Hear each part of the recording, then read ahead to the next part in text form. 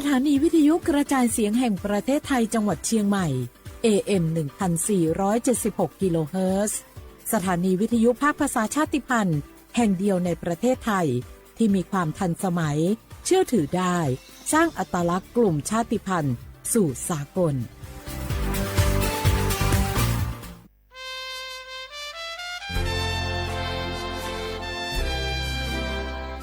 เกิดเป็นคนไทยเติบโตบนผืนแผ่นดินไทยจงภูมิใจในความเป็นไทยชาติไทยเรานั้นนับเป็นชาติที่มีความเป็นมาเก่าแก่ยาวนานเรามีภาษาวัฒนธรรมและมีสิ่งต่างๆที่เป็นเอกลักษณ์ให้เราได้ภาคภูมิใจในความเป็นคนไทยเราควรเห็นคุณค่าและมีความรักชาติหวงแหนแผ่นดินอันเป็นมรดกของบรรพชนร่วมภาคภูมิใจในความเป็นไทยโดยสำนักประชาสัมพันธ์เขต 3 กรมประชาสัมพันธ์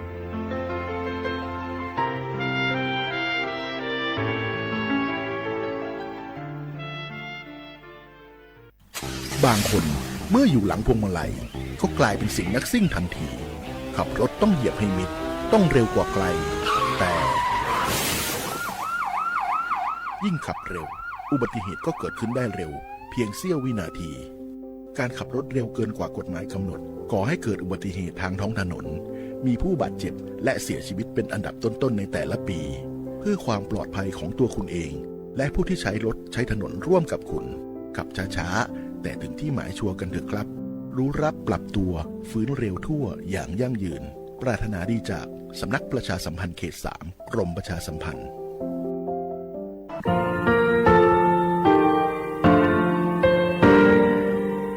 งาคือมีติปิเพกาบิเชลงาคือติกาติชูเลติเลเพกาบิมาเฮยาค่างาคือชอยาออตุคโลกาติเชวิออโครคาติผาคาชูโยอาชูโยวิโยกาคาเดติเลอติเกกาพุติลาวิทปาตองาคือชอยาอาสติกาวิโยงาคือออตุคโลออโครคากาติเชวิอือเวอีเวมาโกติยาลิเลทอกาอายีอือเวคาชเวเพวิโยอลักวงงาคืออตุคโลอคืออคากาติยายามาเตียลาบิโลโกงาคือชอยาทอกาอาสติมากาวิคาชูงาคือมีติปิเพกาบิเจเลงาคือติมูติสุติเพเลอติกาลิเลอาชูโยเวอวูปุตาเวกันติภาคาเซติเกคาเดกากาติเชวิทัปาตองาคือมีติปิจกิเพลากาวิโยไว้ปงานีมาขอดอจูบีมาโลเตนาขอจุตาโอจังอาโบลอเลลอก็เบเคโดนายูเลจอเบยาก็มาจอมยิชูยองอาอปานิเชเบเวลาเบอของงาจังอายิชูงาเบจอจาชาเชจอมองาจาตาลูงาจาตาลูสิงาจอมองาจาเสจาเสจาเสเสกานองาคุณใจขอใส่พางาเลอเสอเจเตเตเลองาจาเสเสเสกายสิงาจาวาจาวาเสเลเสกางาจอมองาจางาจามองาจาหาเสเลเสกางานิมาลูเรวบิจเชจาดาจูมาเวงามงาลายาคานิมาดาชาจิเสปาโจงาจาใจโคเบอจอมกรีจอมยิชูงาจาตาลลาสินาเวเวนาเวเวอโคเดนิเลงาจาอุปลเสกจอมงาจาตาลูงาจาตาลูสิงาจอมงาจาเสจาวาเสเลเสกนองาคุณใจขอใส่พางาเวอเสอเจเตเตเลองาจาเสเสเสกายสิงาจาวาจาวาเสเลเสกงาจมงาจาดาจามงาจาหาเสเลเสกงาเวอาสาติจุมาเวอโคงา seta vole asala Miku beba bebe la bete pa Muhalo ke ngako mulata Ngabe fuku na okalo tijo Ngana beto la kuhote Nonga opo munjabe apoyo Jomo ngata talo Ngata talo su Jomo ngata seta wasale seko Nonga opo teko seko Ngabe oche bedele Ngata sase Sepase Ngata vata wasale seko Ngata momo Ngata mo Ngata asale seko อบุดาจาวิโยอย่าเพิ่งหาติปอทอกาดาจาวิโอยาเชอคนลงคือติปอกกามีลาแล้วจุป้าอุปโลเชตาวิงคืออวิโอนีราหุยาติพัทติแกอคอกากอกาดักเชวิทัปโตอรอเปติกาลิลิทะตาอุยอยาวิโอคนโลละเซจาแล้วรายกาอบุดาจากวิโอคนโลหายูลาวิโยแม่หาวิโอวิโอนีราหุยาขพอชุพโลเชตาวิขาคิเพเชเลติกาลิลิทอกาจาเมดอเมซุเมก้าแม่ฮาเลดอซาเชอลีนาเจลิเจวิอยากาลิอเจอยาปีปาไกเชวิอยาเพวิทัปโตจาวิดอวิเชวิจอวิติเจลิลิพ่อกาสติตาเลเชซาจอซากาตุอโปอาชุยอยากาทะคเดนหาซาดักอิสิแมและยานีเวียวยาวคโลทอกะเจเดซอคโลแลสุญญติปอกกะมีลาปวิโยแมยานีแลญิฮาปาฟิฟาริฮาปาคโลยาญอฮาปาซญิกะปวิโยแล้วจะขอทอกะญิฮิญิชงะขอสขอโยจะขอเป้าแลญิฮาปาฟิฟาริฮาปาแลญิจิหิญิเจติจอวิโลแมญิชกอญิปวาวิชอติภาลิปอวิโอญิมาโจโลลิจะขอเป้ายะก็ยาญิเวียยากะลิงะคือไทมิงก็คอโลแลสุญญเวียยาโลก็เยกะเวียญิแต่ก็แลแต่ตาวิทัปโตตาลืปีเลติกาลิลิกาอาชุยเยกะทะอยากะเดปิแมเตฮาเลเลเวียาฮินาริควายตาเลก็นาริทักขไกเตฮาเลเลงะคือละหุคอรายการอบุดาจาก็เววิทยุเรดิโอ AM ติฮิโอฮาสติคอกิโลเฮิรตซ์เตไลพอละหุคอตอกไอเทวิโยเปิดตาเลนิพอติพอ Facebook Fan Page สวทเชียงใหม่ AM 1476พอกะไลฟ์สดติดต่อไอเจอวิโอนีละหุยาติพาติแกละหุคอพอนาเลนี่คือละหุชอจิทะออกาปิดักไอแพวิโยแล้วอย่าเพิ่งหาติปอทอกายูวิลาตาวิโอบุจอวิโอลอติพาไลลอยูวิลาตาวิโยและลิยานีวิโอยาอคอรุทอกาชิญิแพวิทัปโตงะคือเตกาลิลิกาอาชุยเยกาทะกาอยากะเดปิแมอลอคนนี้คือไทมิงกอคอโลแลเยกาทะกาอายีเตเลติสลิลิงะคือเตกาลิลิกาลิอาชุยเยกาทะมาลุเลอาชุยเยกาทะคเดดอนอปุตอโปติสลิลิงะคือไทมิงกอคอโลเยกาทะดอนอวิอนีแต่ก็แลไตตาวิโย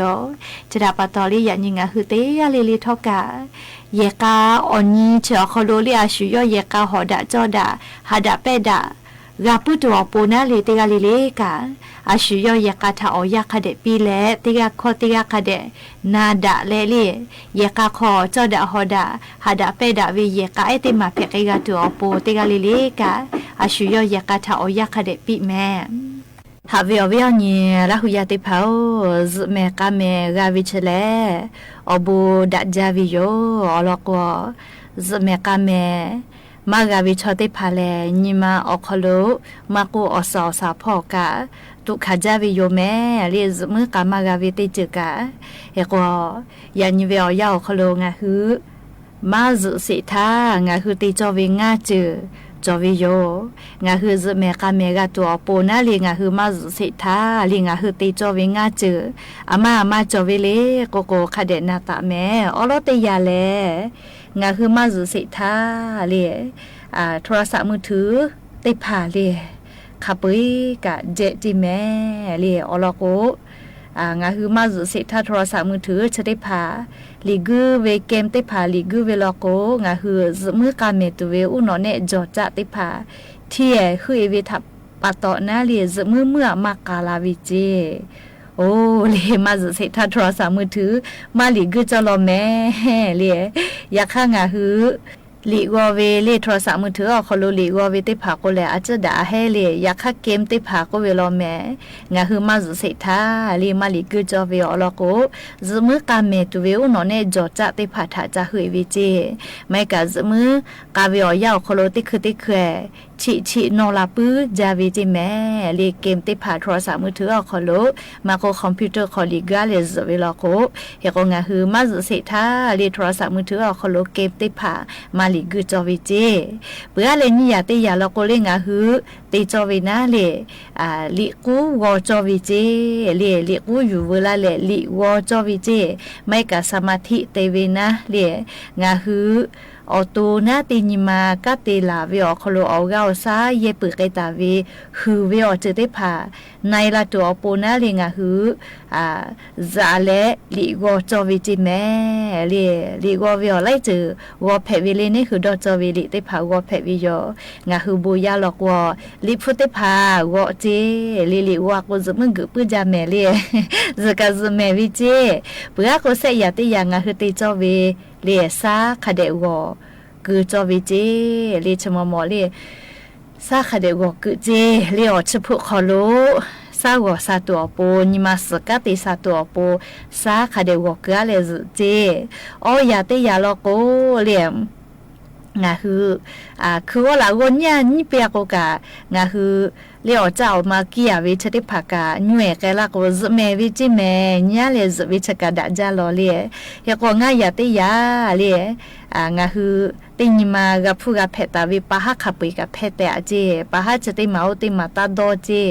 เลปะหะจะติมาอุติมางาคือกะพัววิอเจดอมาจาวิลก็กะซมือกะมาเมลาวิโยเลเตเตก็ซมือกะมากาลาวิเมลีดอมาจาละก็นะเฮก็งาคือโกลาปุตาวิชงายาเลงาคือติจอวิอเจเลมาติจอวิอเจนะเลเจจอวิอเจติภากะเพวิโลแม่เฮก็วิอนีละหุยาติภาทกะติกาเลกะซมือกะวิชเลอายิอุจาเมซมาพุเวติยาทาอานากะไลจือเพลาปุวิเจเลงาคืออตุคอโลติยาเลนิมัสอานามาโกเลงาคืออาสากามาซเจเลซมือคเดกามากะวิชอติภาชอจูมาซโกนะเลมาเชซาวิทัปะตออานาและยาเพลาโกเลอาสามาซลาวิโยเฮกงาคือซมือกาวิอยาเลมเผตะคือวิอยาดะจาวิจิแมเฮกงาคือเลไลกาลกมเผโกเมื่อมาซเวเลตาวาโกซเวเลแม่ก็ตะคือโกกุตูเลตาวาซเวจะได้ผามาดะจิแมอุนอเนพอมาดะเจเลขกงาคือมาซเวตยาทาลิตาคือซมือกาวิอยามาซเวตยาทาก็ตุจาเวเลนิมาสอานาบาวาอานาเลอุนอเนพอจันดะเวอานาติภากะแพไกเปวิเจเฮก็มเผตาคือคาเดมาซเวชติภามอลาวิอยาโลโกเลเชซาจอซาพอปะหาจอวิจิแมเฮก็อุนอเนติภากะเลจีอยู่ต่ออยู่กะเปเวละเลเวเลชติภากะอีไกยอไกแลอเลมุลโกเลมาตอกะปื้อเวเลวหนอเนมาดอนอปื้อเวชติภาโรคอัลไซเมอร์จะไกกะแพไกลาวิเจเลขก็ซมือกะเลกาเจวิชเลงาคือชอยาอาสติเชเวอยาคโลอายุอุจาโลเมตะกุเลงาคืออเวียเนียระหุยติภาทาซมือกาเวทาจาดะเวอลอยอยู่เวลาแลงาคืออเวียเนียระหุยติภาทาอลอติภาจะไกแปดะวิโยแม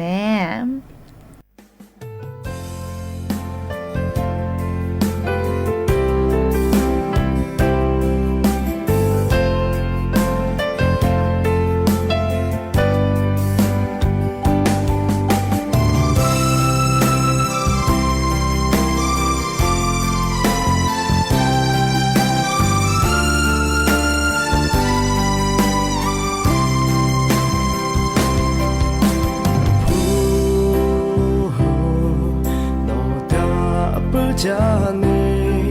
โนทารามเวเตนียิมาชิขอเลยมากาพูโนทางาหาใจเลยโนมาเทคืองาเจมาเอาเมพู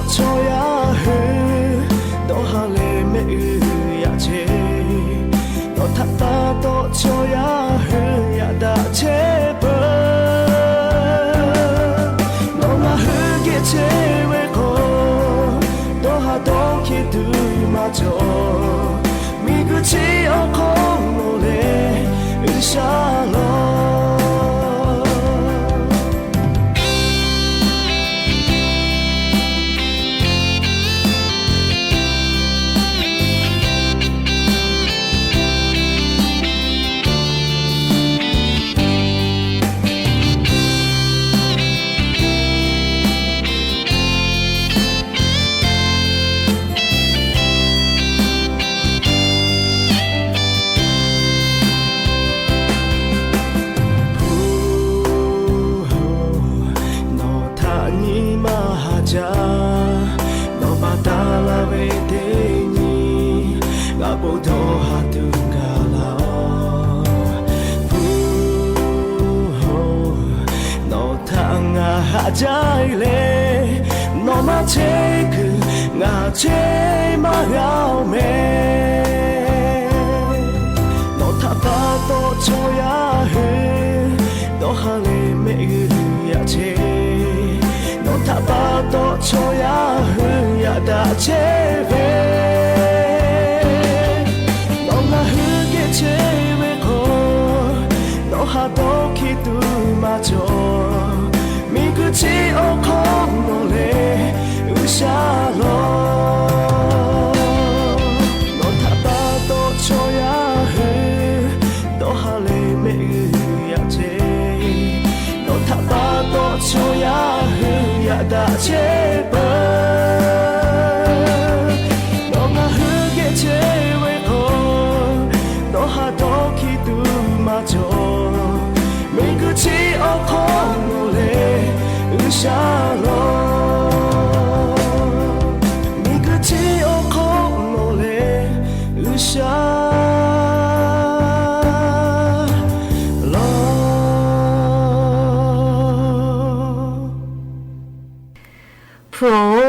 จิเมลีหนอมาจอก็เชมากาโลจิเมผู้กาลีมาจอมาแผ่อายุเวติเจโยงาคือมิงก็โคโลอาสาติเชเวอยาโคโล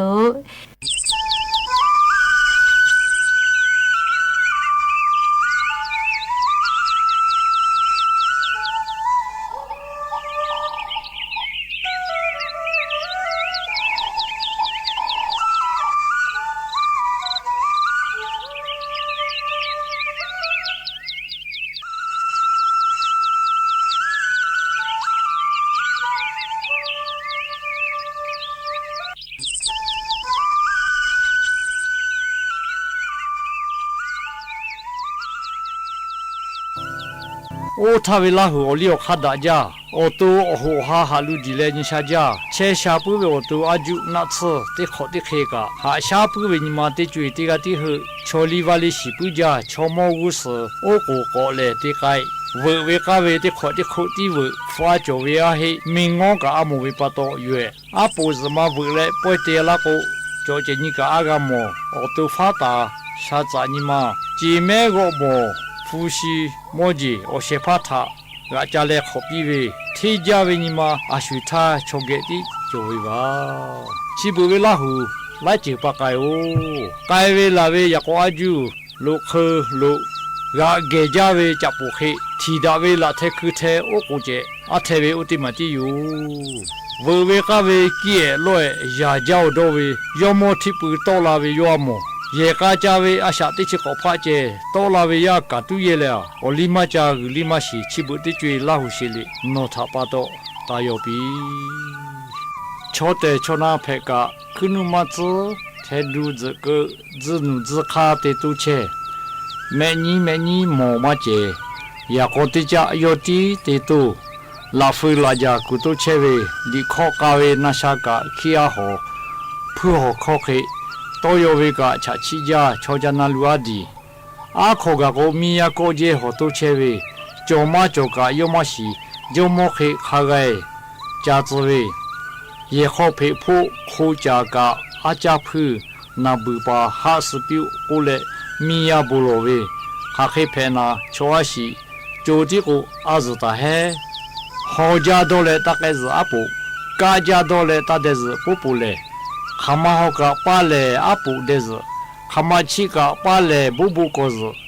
มาเดซโกฮึลาโอโกมาโกซโกชิลาปุจักโกมาเบซโกโมปะโนโมอโลเวโอจิ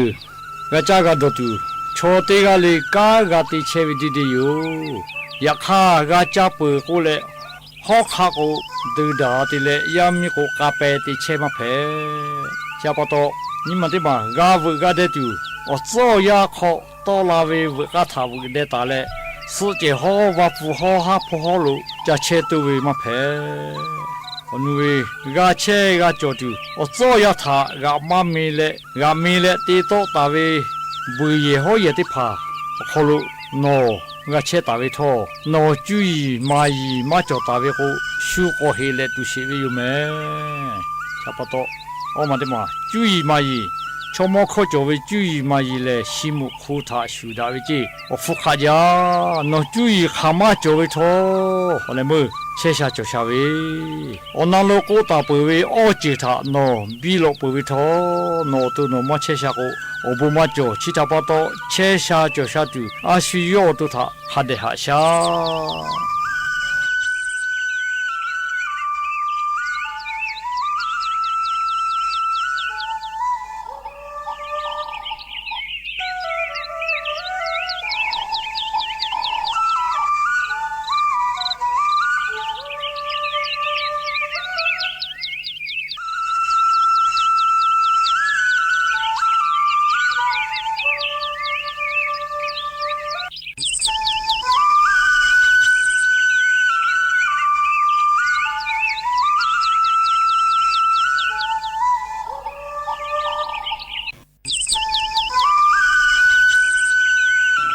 อีจาเวปีวันนี้เอเตพา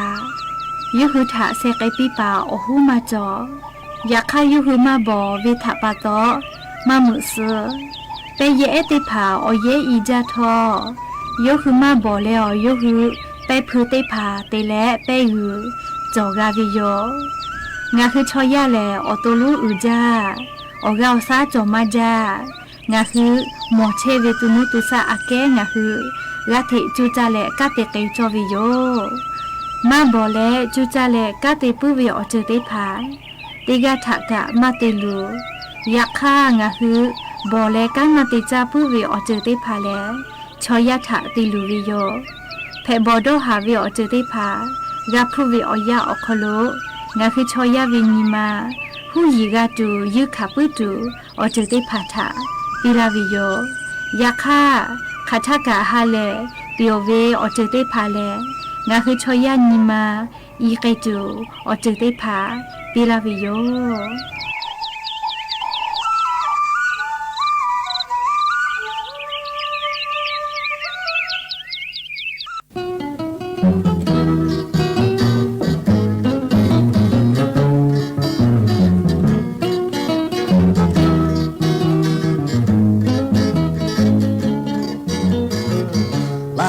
มโคโจมาจาโล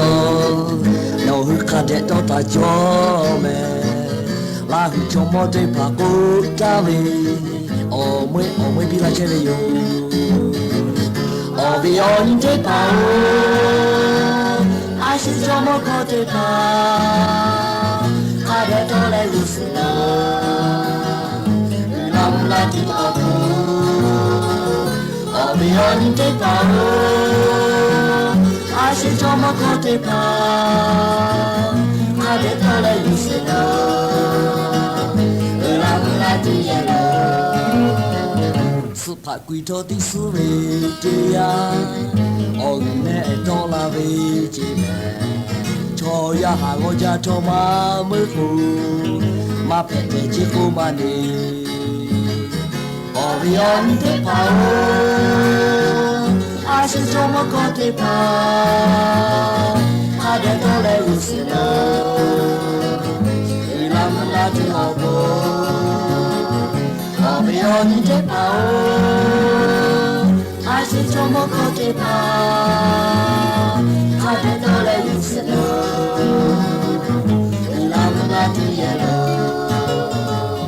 ลาจิโอคาจาโอจิคุมาเยจิโคเฮจาโอจิเวจิ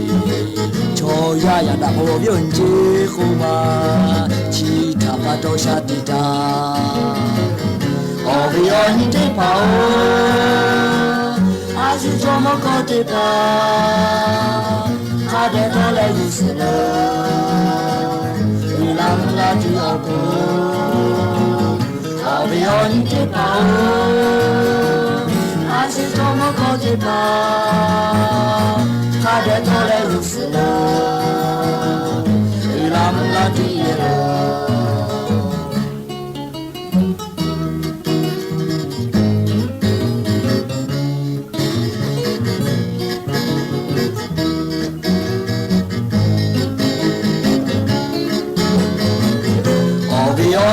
bao ai sẽ cho một con tê ta ta để cho lên sự làm là chữ ô tô ở vì ở như thế bao ai sẽ cho một con tê ta ta để cho lên sự làm là chữ yellow และอย่าเพื่อให้ติปอชลากลาติเวอลอติพาจะใครไม่จะได้อยู่แม่ซาปอมหลอกก็ติชดนาลิเวอยาติปอติแกก็โมดาแม่อย่าเพื่อให้ติกาเลเลแม่กาแม่ฮาเลโดซาเชซาจอซาปีอบูจา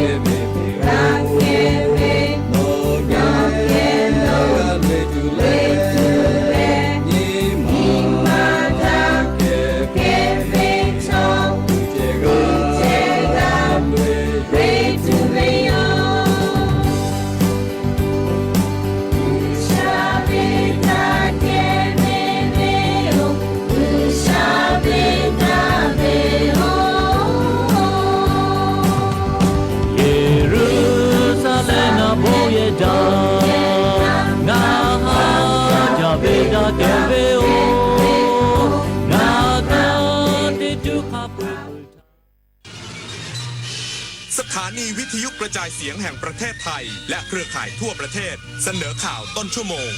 รู้เร็วรู้จริงเกาะติดทุกสถานการณ์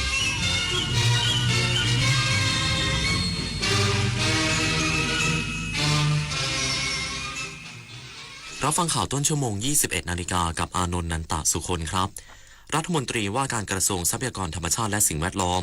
สั่งการให้ดำเนินคดีขั้นเด็ดขาดกับบุคคลที่ลักลอบเผาป่าอีกสักครู่กลับมาติดตามรายละเอียดครับหากเปรียบประเทศไทยเป็นต้นไม้ใหญ่ที่ยืนหยัดมายาวนานยังรากแห่งขนบธรรมเนียมประเพณีและวัฒนธรรมลำต้นมั่นคงยืนยงยึดมั่นในสถาบันชาติศาสนาและพระมหากษัตริย์มาร่วมกันตั้งปณิธานทำความดีสร้างความรักความสามัคคีแทนคนแผ่นดินเสมือนรดน้ำใส่ปุ๋ยให้ต้นรักประเทศไทยเจริญรุ่งเรืองร่มเย็นเป็นสุขรักษาเอกราชและอธิปไตยไว้ให้เติบใหญ่และงดงาม วันจันทร์สีส้ม อังคารสีแดง พุธสีส้ม พฤหัสสีแดง ศุกร์สีส้ม ส้มเริ่มส่งผลต่อสุขภาพแดงมีผลต่อสุขภาพปอดเราไม่ปลอดภัยแล้วหายใจ1 วันเทียบเท่ากับการสูบบุหรี่4 มวนเพิ่มความเสี่ยงมะเร็งปอด 1.4 เท่างดเผางดจุดธูปหมั่นเช็คสภาพรถเพื่อลดควันและไม่ลืมสวมหน้ากากอนามัยป้องกันฝุ่นก่อนออกจากบ้านเช็คค่าฝุ่นที่ Air4 ไทยแอปพลิเคชันกรมควบคุมมลพิษของหลวงไม่ใช่ของเราของหลวงไม่ใช่ของเราเงินหลวงรถหลวงวัสดุครุภัณฑ์หลวงคนหลวงการจะใช้ทรัพย์สินของรัฐหรือทรัพยากรของรัฐได้ต้องมีวัตถุประสงค์เป็นไปเพื่อประโยชน์สาธารณะเป็นหลักเท่านั้นเพราะของหลวงไม่ใช่ของเราหากนำไปใช้ส่วนตัวมีโทษจำคุกได้ของหลวงไม่ใช่ของเราท่องเอาไว้ของหลวงไม่ใช่ของเราคุณหมอคะดิฉันน่ะเป็นหวัดคัดจมูกบ่อยเมื่อยเนื้อเมื่อยตัวเป็นประจำเลยค่ะนี่เลยครับยาวิเศษจะเดินจะวิ่งแอโรบิกขี่จักรยานรำมวยจีนหรืออื่นๆแค่หาวิธีออกกำลังกายที่เหมาะสมอย่างน้อยสัปดาห์ละ3 วันวันละ 20-30 นาทีรับรองหายโรคการออกกำลังกายจะสร้างภูมิต้านทานโรคทำให้สดชื่นลดความเครียดและป้องกันได้อีกหลายโรคสุขภาพดีสร้างได้ด้วยตัวคุณนะครับรัฐมนตรีว่าการกระทรวงทรัพยากรธรรมชาติและสิ่งแวดล้อมสั่งการให้ดำเนินคดีขั้นเด็ดขาดกับบุคคลที่ลักลอบเผาป่าในหลายพื้นที่นายอัศพลเจริญชันษาอธิบดีกรมอุทยานแห่งชาติสัตว์ป่าและพันธุ์พืชกล่าวว่าจากสถานการณ์การลักลอบเผาป่าที่เกิดขึ้นในหลายพื้นที่ของประเทศไทยสร้างความเสียหายต่อทรัพยากรธรรมชาติและสิ่งแวดล้อมอย่างมากนายเฉลิมชัยศรีอ่อนรัฐมนตรีว่าการกระทรวงทรัพยากรธรรมชาติและสิ่งแวดล้อมได้สั่งการให้ดำเนินคดีกับผู้กระทำความผิดอย่างเด็ดขาดโดยไม่มีข้อละเว้นขณะนี้เจ้าหน้าที่กำลังรวบรวมหลักฐานเพื่อแจ้งความดำเนินคดีป้องกันและแก้ปัญหาไฟป่าต่อเนื่องทั้งเพิ่มมาตรการในการลาดตระเวนและเฝ้าระวังพื้นที่เสี่ยงควบคู่กับการคุมเข้มบังคับใช้กฎหมายเพื่อรักษาผืนป่าของไทยให้คงอยู่ในอนาคตนอกจากนี้ยังพบผู้ก่อเหตุจงใจจุดไฟในพื้นที่ให้ลุกลามไปยังจุดที่เจ้าหน้าที่เข้าถึงยากเพื่อสร้างความเสียหายและกลั่นแกล้งเจ้าหน้าที่เกิดความเสียหายแล้วในหลายพื้นที่และยังมีไฟลุกลามอย่างต่อเนื่องกรมอุทยานขอความร่วมมือประชาชนช่วยแจ้งเบาะแสผู้กระทำความผิดกับเจ้าหน้าที่ทันทีหรือโทรสายด่วน1362ตลอด24ชั่วโมงติดยาพันยางเทียนรายงานจังหวัดขอนแก่นจัดงานไถกลบต่อสั่งสร้างดินยั่งยืนฟื้นสิ่งแวดล้อมลดการเผาและลดฝุ่น PM 2.5 นายไกรสอนกองฉลาดผู้ว่าราชการจังหวัดขอนแก่นเป็นประธานเปิดคิกออฟไถกลบต่อสั่งสร้างดินยั่งยืนฟื้นสิ่งแวดล้อมที่ศูนย์เรียนรู้การเพิ่มประสิทธิภาพการผลิตสินค้าเกษตรบ้านผักน้ำดำตำบลหนองกรุงใหญ่อำเภอกระนวนจังหวัดขอนแก่นนางสาวโสภาสงครามผู้อำนวยการสำนักงานสิ่งแวดล้อมและควบคุมมลพิษที่10กล่าวว่ากิจกรรมคิกออฟไถกลบต่อสั่งสร้างดินยั่งยืนฟื้นสิ่งแวดล้อมดำเนินการพร้อมกันทุกจังหวัดทั่วประเทศโดยมีศูนย์กลางการจัดกิจกรรมที่จังหวัดเชียงใหม่เพื่อสร้างความตระหนักให้เกษตรกรไม่เผาฟางและต่อสั่งพืชหลังฤดูการเก็บเกี่ยวจะลดปัญหาหมอกควันและฝุ่นละอองขนาดเล็ก PM 2.5 โดยผู้ว่าราชการจังหวัดขอนแก่นและผู้เข้าร่วมพิธีได้ร่วมไถกลบต่อสั่งหว่านเมล็ดปอเทืองเพื่อเป็นพืชปุ๋ยสดบำรุงดินเพิ่มสารอาหารให้แก่ดินในพื้นที่ต่อไปเพชรรัตน์วังระหาสวทขอนแก่นรายงานผู้ว่าราชการจังหวัดเพชรบูรณ์สั่งเข้มทุกอำเภอปล่อยแถวชุดปฏิบัติการลงพื้นที่กวดขันการเผาทุกชนิดนายสรัญยูมีทองคำผู้ว่าราชการจังหวัดเพชรบูรณ์สั่งเข้มทั้ง11อำเภอของจังหวัดเพชรบูรณ์ปล่อยแถวชุดปฏิบัติการอำเภอลงพื้นที่กวดขันเข้มงวดการเผาทุกชนิดพร้อมกำชับองค์กรปกครองส่วนท้องถิ่นกำนันผู้ใหญ่บ้านในพื้นที่จัดชุดลาดตระเวนตรวจสอบและเข้าสนับสนุนการดับไฟในพื้นที่เพื่อลดจุดความร้อนและให้ค่าดัชนีคุณภาพอากาศดีขึ้นเนื่องจากสถานการณ์จุดความร้อนฮอตสปอตของจังหวัดเพชรบูรณ์เพิ่มขึ้นเป็นจำนวนมากและยังมีแนวโน้มสูงขึ้นโดยมีจุดความร้อนสะสมอยู่ในลำดับที่3ของ17จังหวัดภาคเหนือในช่วงสัปดาห์ที่ผ่านมาโดยเฉพาะพื้นที่การเกษตรและเขตสปก.ซึ่งจุดความร้อนสะสมดังกล่าวส่งผลให้ค่าคุณภาพอากาศมีปริมาณฝุ่นละอองขนาดเล็ก PM 2.5 เกินค่ามาตรฐานอยู่ในระดับเริ่มมีผลกระทบต่อสุขภาพ และมีแนวโน้มสูงขึ้นอย่างต่อเนื่องซึ่งเป็นอันตรายต่อสุขภาพประชาชนและส่งผลกระทบต่อเศรษฐกิจสาเหตุเกิดจากการเผาป่าเพื่อเก็บหาของป่าล่าสัตว์และที่สำคัญคือเกิดจากการเผาวัชพืชทางการเกษตรเพื่อเตรียมพื้นที่เพาะปลูกของเกษตรกรโดยไม่มีการควบคุมนอกจากนี้ขอให้แจ้งองค์กรปกครองส่วนท้องถิ่นดำเนินการฉีดล้างทำความสะอาดถนนเพื่อเพิ่มความชื้นและลดหมอกควันในชั้นอากาศเพื่อให้คุณภาพอากาศดีขึ้นอีกทางหนึ่งด้วยเพลินจิตสวนสินพงศ์สวท.เพชรบูรณ์รายงานจบข่าวอานนท์นันตะสุคนอ่านรับฟังข่าวครั้งต่อไปเวลา 22:00 น.ติดตามข่าวที่นำเสนอไปแล้วได้ที่ www.thainews.prd.go.th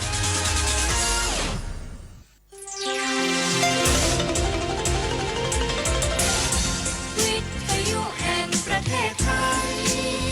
ให้ความรู้กู้ความสุข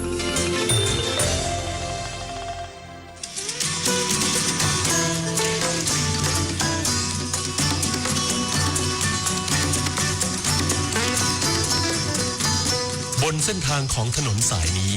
เรามีบทเพลงเพื่อชีวิตดนตรีกวีศิลปะวัฒนธรรมวรรณกรรมมาฝากคุณทุกวันเสาร์และอาทิตย์กับเราที่นี่ถนนดนตรี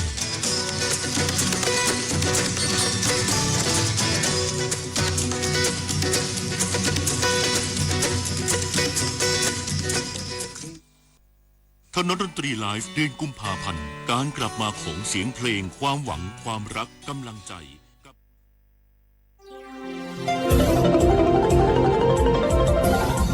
วิทยุแห่งประเทศไทยให้ความรู้กู้ความสุข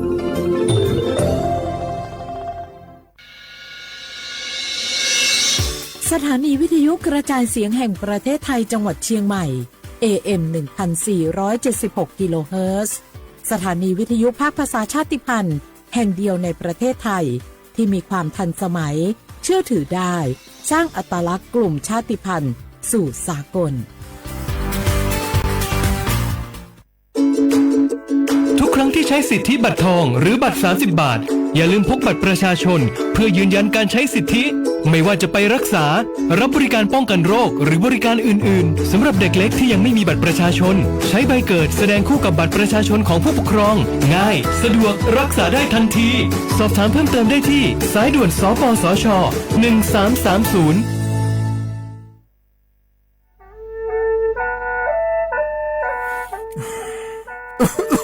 อาลูลูฮอเซ่ฮัลโหล PM 2.5 กัมพาวลาสเมียมัวที่ปอยมามึงอ่ะสากกันบอกว่าช่วยนี่เป็นลาสเมียเงื้อแม่ฮกว่าดูนะอยู่โคนาลูโคโลยาสาแม่อย่ามือจะซาโดพอก็เดเลโดเดกาพอป้าเพียงก็เดเลฮอเธอเยอะพอป้าเพียงก็นี่เดเลเธอรวยไหมอดีมาก็ก็ฮกอดีรวยเดินพังอ่ะ PM 2.5 ก็ก็นะโยหือก็โยกานาลูเดเลก็เธอมีแน่อายุไว้ในบีมือดารายังงาและโยกานาลูยาฮอลืดาก็ง่ายยืเนี่ยจังไงดอเจถ้าคือลอยยืเหนียวโยฮันเนสลาดาข่าวเฮว่าอยู่ผู้ลาโลอดัวบ่ผู้ลาโลเฮจีเฮเจ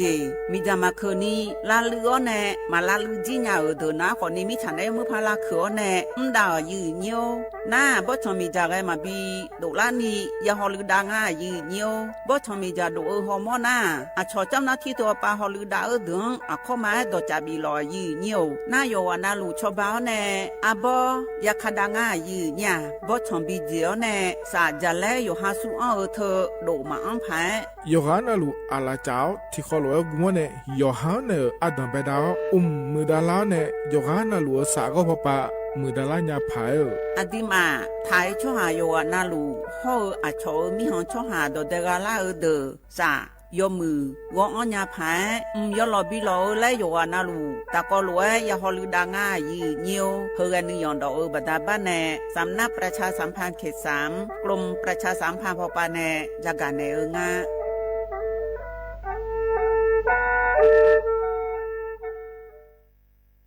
คาชอชอเมนูเมนูเมนู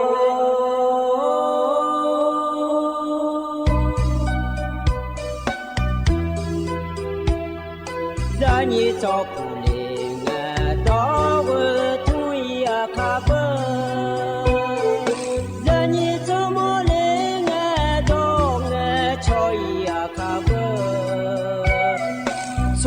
masih cocalo naiba semangena masih kole daiba penuh masih la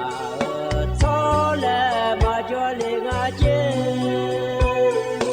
masih la bota salamat doa ngaje penuh masih suto zangaje masih lana gemi acho zangaje Sila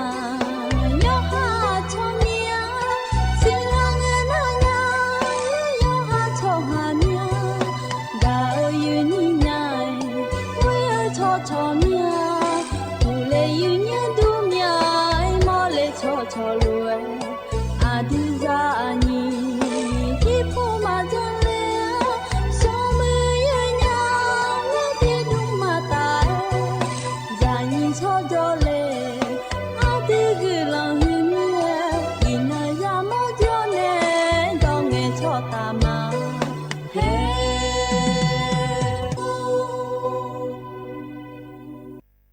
อุดุทอมายืเนียวยุมจีแกยืนี่ในพยาทอนจุลาแม่ยืเนี่ยยอมินาลุทอนจุลาลุอายามนาลิทิลากาดูนาลีเวลาเนี่ยชิหลังเกินเยอะทอนจุลาเนี่ยก็กอที่เจจีเจพยาจากาในละแม่ยืเนี่ยยุมจียืนี่ในทอนจุลาอเดือเขาอันนองนาฮาลาทินอกละงาอินาบาลาสีนาขอนี้ลาและคู่สีอาโหนาขอนี้แช่ที่โหมิชเมออันนองนาขอนี้ย้อนเงินนองเกล้างายืเนี่ยว่าอาทิเงินนองว่าที่หนีเงินนองบาลาสีหนีเสียงสิเลกาคนนี้พังอายาตาโกเชเย่โหยืนี่เดือขยะเดือยอนาลูลาเชยอจีเลดูหล่อยืเนียวอยู่หายาอยู่หายไปมาแน่เดี๋ยวเบียวดอเบียวและหล่อยืเนียวกุลังใส่และอยู่หาห้าแม่จีจังจ่าและหล่อจนนองเงินนองไหนคอนโจลัวจนนองเกล้าหน้าที่เจจือจากการแน่ลอยยืเนียวหน้ายุ่มจีกดูน้าขอนี่เธอโดยจะจากก็อยู่แต่ก็รู้บินหาดันยังอันนี้จะเอามายืเนี่ยอันนี้ถูกยอทุกเงินนอนเดแล้วอาบุบแน่สางเลยรู้เธอบ่เชียกูบ่จะก็จากก็แต่ก็รู้หน้าหาดามายืเนี่ยดจจันเนคือก็ว่าดูนาลอยยืเนียวทกายืนี้อันเดขยาอาเจือชานาขอนี้บ่เชกูลอยยืเนียวบ่เชกูนาขอนี้ว่าที่นี่เชติบาลาสีนี้เสียงอาหุนีพังายาตากูเชเยหวงอายามนาลีเชหลังแน่ชุ่มหลังเกินีบ่จามาเจเทียเจียวแน่แล้วตัวรู้ว่างาแท้ทกาบ่จาและเธอนาขอนี้บ้านพญาไพรลิทูตำบลเทิดไทยอำเภอแม่ฟ้าหลวงจังหวัดเชียงรายละเฮ้ยบ่จามาเจแล้วตัวรู้ว่างาแท้เธอไงล่ะเธอก็บ่จาเธอนะขอนี่เธอบ่แชร์กูยุ่ละไงล่ะงาและหังจีบ่จางาแน่ยืนี่น่าเธออยู่หาดนตรีผู้หลักขอบินาหาอาบ้าบ่เชียกูก็รู้ว่าเพียงมอขอยาล้อยืเนียวเธอมีในอยู่นาลูอากาโจขอนี่งาจะเฮกานาเจียวจีเดยืเนียวเดนักสมบูเฮกาอังถาเฮนาล้อยืเนียวยมยาโบอังถางาเทยมันในสมบูเพหทางกานาล้องาญีโบกาดูเนญาเดญีโบกาดูอัดดังเปโบนาขอนี่จำยอเวญีตีงาญีโกและงาเดใจที่ใจที่เบอร์นาจำยอแย่ตีเวญีตีสีงาและงาเดเฮนาขอนี่อันนี้อาถูบ่เชียกูทกาสมาคมอาคังโจรออันนี้เนี่ยจังเลยเดที่เอกาจากการในรอยยืเนียวโดยจะดูโดยจะยันนาหาเลียกันในหน้านายเดินในเช่ารอยยืเนียวอาวุลิหาในเช่าเธอชอบหมอกูเชและเช่าเฮติแต่ก็ล้วนหาเบียดามายืเนียว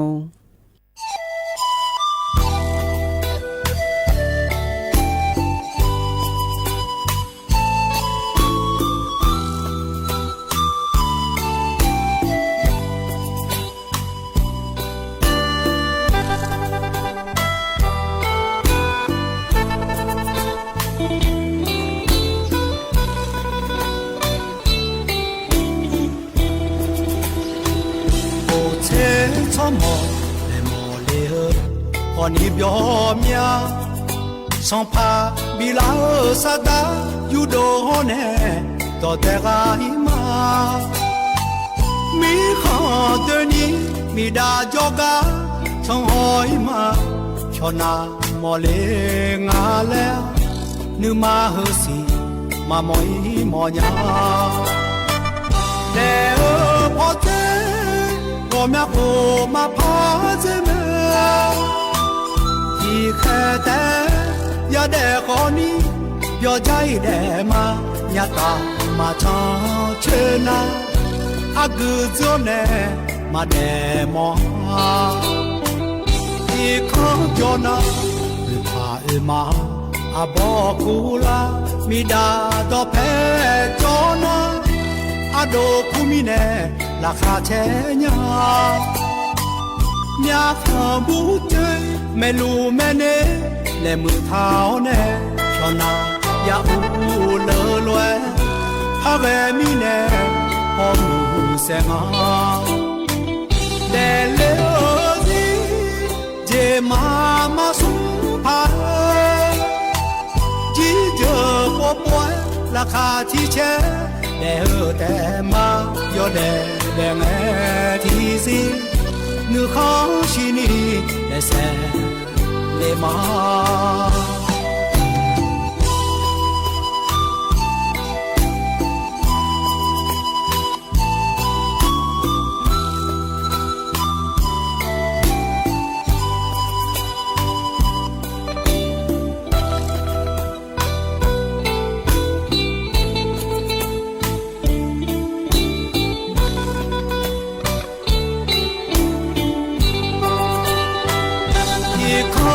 နာ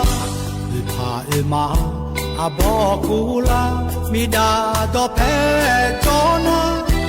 အဒိုကူမီနဲ့လာခါချဲညာမြာခဘူးကျဲမဲလူမဲနေလဲมือเท้าနဲ့ချောနာရဦးလောလွယ်ဖဘဲမီနဲ့ဟောမှုဆဲငါလဲလေစီဂျေမာမဆူဖာជីજોပေါ်ပွဲလာခါချီချဲလဲဟဲ့တဲမာရောတဲ့လဲငဲတီစီနုခေါရှိနီလဲဆဲလေမာ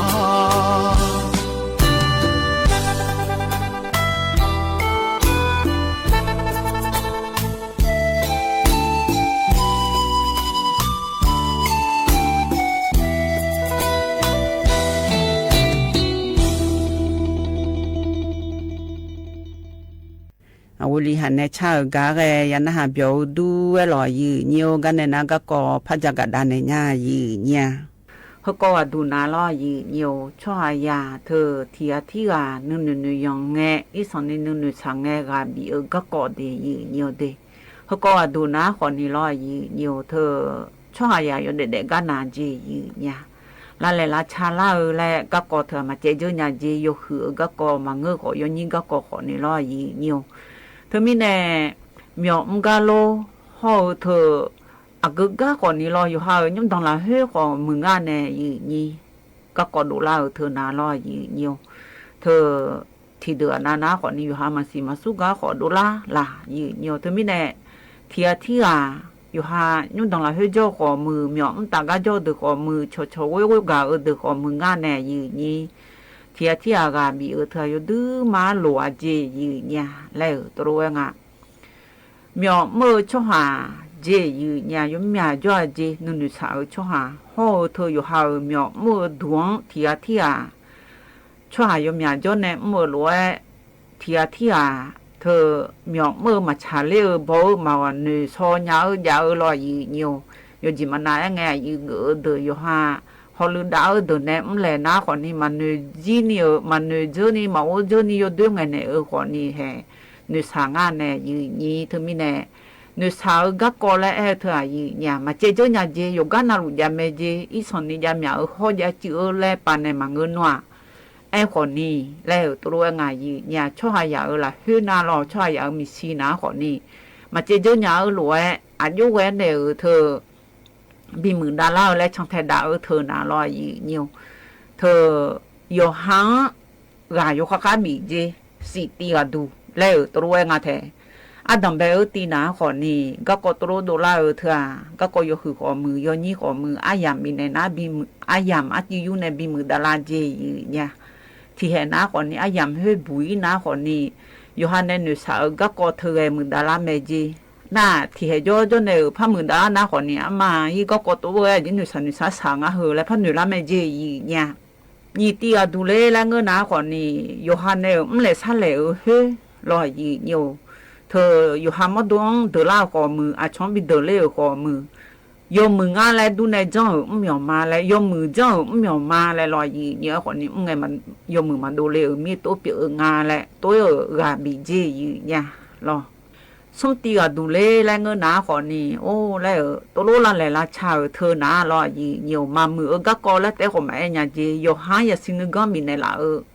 gì nhà phiêu này của mà nhớ nhà gì nhà là lại là chào bà ta ban này xin gom mình này là ở thời yêu hăng giờ xin gom lòng la gì yêu bùi mà là chani lại ở tôi ngã tì đủ lệ lại người ná khỏi nì lo gì nhiều tôi là lại là chào lúa yêu hào mất độ gà ăn lao yêu gì mà nãy ngày là lại là chả ná khỏi nì ô xa nghe lo yêu hà đồng bên ngày cho nãy là lại là chả này yêu hà thì khi nó cứ liễu này ô lại tôi có thơ ná khỏi nì lúa là lại là cha họ mà lại ngơ ná khỏi nì thiệt cho ná khỏi nì yêu hà gắng la này yêu hà mất đồ gắng la này cái gì các con thằng phụ thằng mò lệ khỏi nì yêu hăng có sẽ sao mà cái nì lo mà gu nì các con thợ bị chọn chơi nhà gì nhà lại ở tôi ngà tì đủ lệ lại ngơ ná lo gì nhiều yêu hà mất đồ yêu hà yêu khá anh này gì các con thợ ná khỏi nì yêu gì nào các con đồ la thấy yêu mưa phai yêu hà so yêu mưa dễ bị biểu đam mà lại đồ ná khỏi nì yo mưa dễ biểu đáo nè mưa đá la nhà mẹ gì nhà lẽ tôi nghe thế yo han eo miếng mà giá gì lẽ tôi nghe cô tí lê là người ná khỏi nì lo gì nhiều thơ các quả cái gì biểu la khỏi nì yo hạt tết mà cho ôi lẽ tôi luôn nữ gì lẽ tôi nghe thế yo hạt tết mà cho lẽ các quả thơ tôi luôn đồ la ná khỏi nì yo hạt cho hỏi xe gì suy nga lẽ yo hang đồng nghe này gà bị này nhà ở lo gì nhiều thờ yo ha phi lô bó lô ma lô đa lô ya lô lại yo cả học cửa này các cô thơ nghe đó này thiệt gà bị ở thờ yo hang mà mò la ngàn lẽ yo tư má hứa thì có gì nhà cho hắn này cho hang gà bị ở thờ nào lo thờ mi này yo hắn này mà đồ nhà ở gì còn ni yo hang gà bị này là ở gà này đồ này các cô thơ bị mượn đa lao lại hè yo ha yo mưa dễ biểu đa ná khỏi nì mà mưa các con khỏi nì mưa đa la mẹ gì nha si tì đủ sai tì ná lo gì nhiều các con tôi là lại là cháo thừa cái gì các con là lại là cháo khỏi nì yo hạt té ở yo hạt thì ăn té biểu mà ngơ lại choi tôi biểu mẹ lại tôi nữ gì nha lại tôi nghe na mi hong cho hơn ná lo gì nhiều cho hai giờ yo đứa mẹ gì nha thờ miệng các có thầm nhà cho lo gì nhiều na cho hà nhiều anh này ta bảo na hơi gì thì cái nữa mà thì có mẹ yo mừng các có đô la mà mừng các có đô la lo gì nhiều yo hà bà đàn này các có mà là đồ còn gì thì yo hà này miệng tạo từ này các có là đồ yo hà nghe mà ô xí nhá lại lo gì nhiều tôi cho gì cho hà thưa na lại ở tôi anh ạ thưa mi nè hơi có cho này hơi gì thằng phụ na ayo cho này cái gì các con thợ bị mượn đá phá nga lại họ lừa đá gì nha cho hai nhà cho nó lúa này lúa mà lo gì nhiều cho hai nhà đồng nghe nhau miệng nửa đôi miệng các con cho bị mượn đá phá nga lại nửa cơ thơ ná còn nì cho hai nhà này mà nửa đôi nhà mà họ lừa đá nhà mà bùi gì các con lo mừng đá la mẹ gì lẽ tôi nghe thế yo gì na yo cho na lu các con hay là đồ nghe ya xin con yo hàng lòng la ya gì nhà thứ mi này xin con là lại là cháo này yo hàng ya xin con mẹ la ở thà yo ha joy này mẹ la ở các con mà ngỡ la lại là cháo này ya xin con yo ha mất đồ lòng la ở thà yo đứa mà yo hàng bị người thằng này là này อย่าสิ่งนึงก็เธอก็ดูแลเธอหนูก็อยู่เด็กๆยี่พม่ดาราญาเมจีเนี่ยเฮือชอตัวภาษีเนี่ยเดินเนี่ยบ่ยัวเนี่ยจักาเนี่ยมายีเนี่ยก็กอจักาก็ยันนะหากันเลยก็เนี่ยน่านายเดินเนี่ยเช่ารออันนี้น้องฟ้าในเช่ารอยีเนียวนี่อย่างดอกก็กอชักตะกอล้วนหาเบียดามายีเนี่ย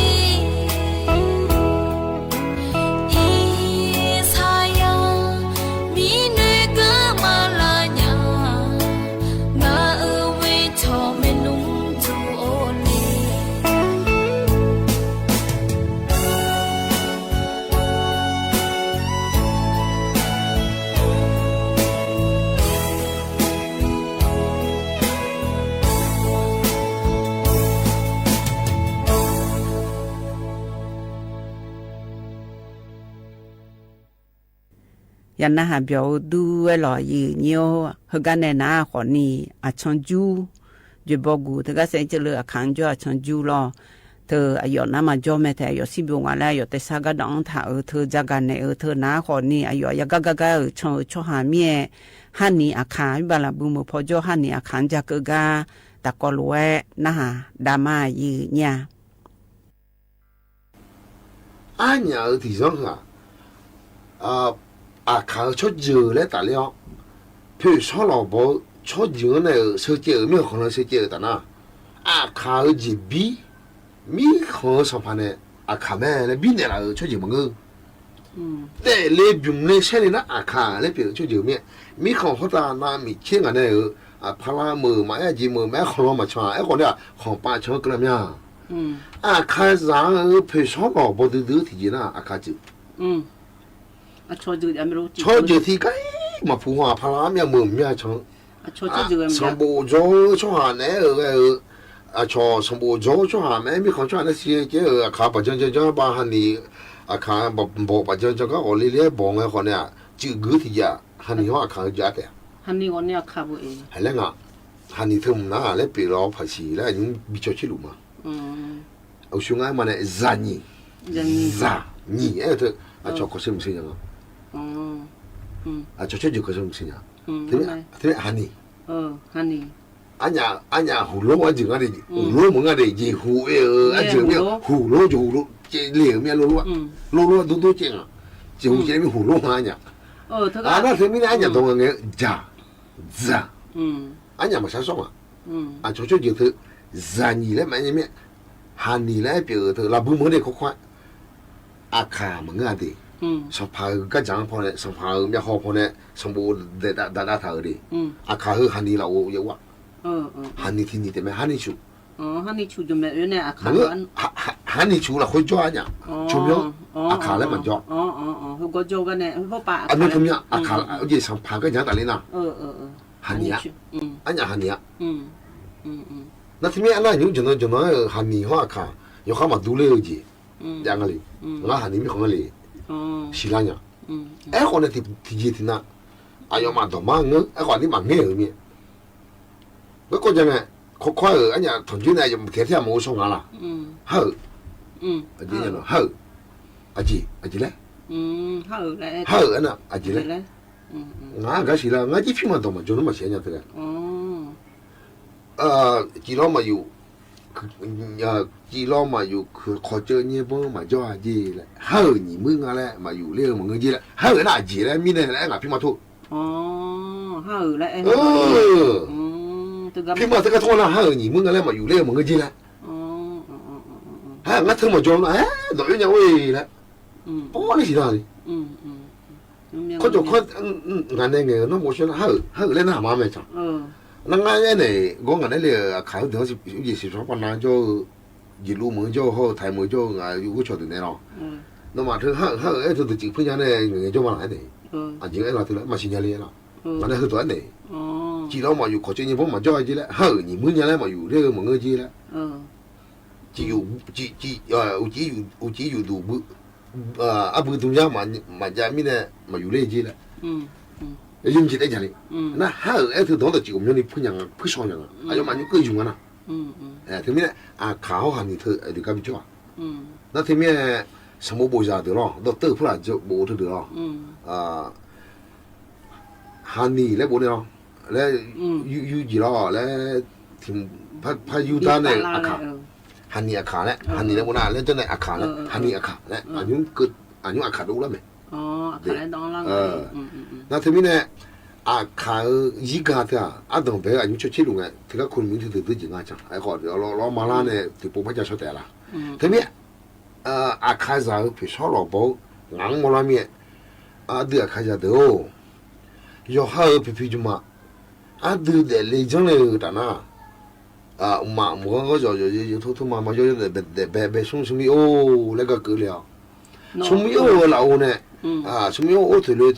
จุ่มมวยจะที่ลิพอแบบโอ้ยจะเนี่ยชอบมวยจูท้องพองเนี่ยจูท้องพองเกิดแต่น่ะท้องพองท้องพองซาท้องพองจูท้องพองโอโล ทับพงซอทับพงฮือทับพงเจถึงเนี้ยทับพงซาซาอามาและถึงก็ไอ้เนี่ยงาห้องนอนว่าทับพงมขอทองเจเลยย่อชิละละทองเบช่แล้วก็นั่นนี่ละมาอยู่คือก้อยงาแล้วลุงบูแล้วละชีนั่นโน่น่ะแล้วลุงบูหมอปูที่ชอบเยอะบีมาจอนเจอวูเย่ผมไม่แบบชิมือหรอพ่อนั่นหมอปูเธอหมอปูที่หมอปูซ้อหมอปูยูแล้วถึงกันพอจอดีถึงกันเนี่ยนะอีโดนจี้หมอปูหอยละชิมือเธอชิมือปูพอละหมอปูพอยดีหมอโอเจอยู่ค่อยๆไปเมียโดนจีพอชิมือกันเนี่ยถึงกันถ้าชิลิมือล้างมือชิมืออ้าวจอเลยไหมโดนตาไงซะซ้อสิเนาะเชื่อมือแล้วก็ได้เชื่อมือมึงอะไรก็เชื่อมือแล้วดิย้อนเชื่อมือแล้วทีนี้เชื่อมือแล้วที่ว่าดูอย่างอ่ะเนี่ยดอกเบี้ยส่งอ่ะดูจีก็เชื่อมือแล้วพี่มาก็อันนี้ว่ามากาคนเนี่ยน่าหาดูจนน่าถักเนี่ยไงมาอันนี้สมมติท่อเนี่ยมองปีนี้พี่มาคือดื้อเฮ้ยมีคนจกันเนี่ยเฮ้ยงานมีคนจกันเนี่ยไงพี่มาแล้วมองเธอเถียงกันพอจนเลยชิมละเราจะขับผมถามมีของอันนี้ถึงก็ไทยเมืองพี่มาก็เลยอันนี้สมมติปีนี้อันยังไงจ้าเลยสมมติปีนี้ส่วนเงินมันจะไม่เลยเธอไอ้จังหวะที่ไม่เลยอันนั้นยี่มอปีนี้ฮะยี่มอปีนี้ที่อันยังเงินพอจะไม่ที่มอปีนี้จบกันที่มอปีนี้มาจบกันเธอไอ้วางเงินพอจะไม่พอนั้นนี่เราพาดื้อแต่ไม่อยากบอกชั่วโมงเดียวอยู่นะลูกชั่วโมงก็มีตรงนี้ชั่วโมงมามีองค์ก็กายอยู่ก็การบินเนี่ยมาละพลาดยุ่งไอ้เจ้าของไอ้ยามาจะเลี้ยนี่แล้วอุลีแล้วแม่เนี่ยยามีก็การบินเนี่ยแม่เนี่ยเราบ่มาเลยเงือกแต่กลัวเลยมางาแม่เนี่ยเราเดือดมาแม่เนี่ยเราสิคุยคือที่สักการเนี่ยอลิเธอบิลาพาลอนยาบิลาหมอลอนยาไอ้หน้าคนเนี่ยก็ไอ้ยังผู้จุกก็คอยเงี้ยอุ่นเนี่ยเงี้ยอุ่นเนี่ยลาเล็กจะเนี่ยเราเจแล้วไอ้หน้าคนเนี่ยไอ้ยามที่ชอบเราบอกไอ้ยามเพราะไอ้ที่มาขายยามเนี่ยที่น้องมายุติเนี่ยอินทร์มายุติเนี่ยก็ที่น้องเยละแต่มองปูพออีเดือแล้วก็จะไงตัวตายไอ้ที่มาเนี่ยอดีตเผาพอก็คือดาลูถึงนะเชื่อมือมาจ่อหัวผู้มาเยอะมาจ่อหัวของยีล่ะนั่งงามาเยอะพอเลยมาเลล่าชีละเนี่ยละทั้งสมาเยอะเยอะสอนะมาเยอะไอ้กันมาเยอะจืดได้ปีหลัง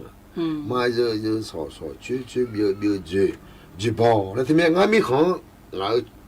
งาชุมนุมอันไหนกันเนาะอาคารุอันไหนเลยช่างงามาเจอจีบกูจูเล็กเลยชดจูแม่งคือเด็กมาเจอจีบจูเล็กเลยจีบอยู่ก็ท่านะจีบรอเล่ตาเช่มาเย่ชีเช่อีเมียสู้กุยจงละเจจังอยู่ซ้อนบองชื่อมอดูเจอพี่ลุงข้อ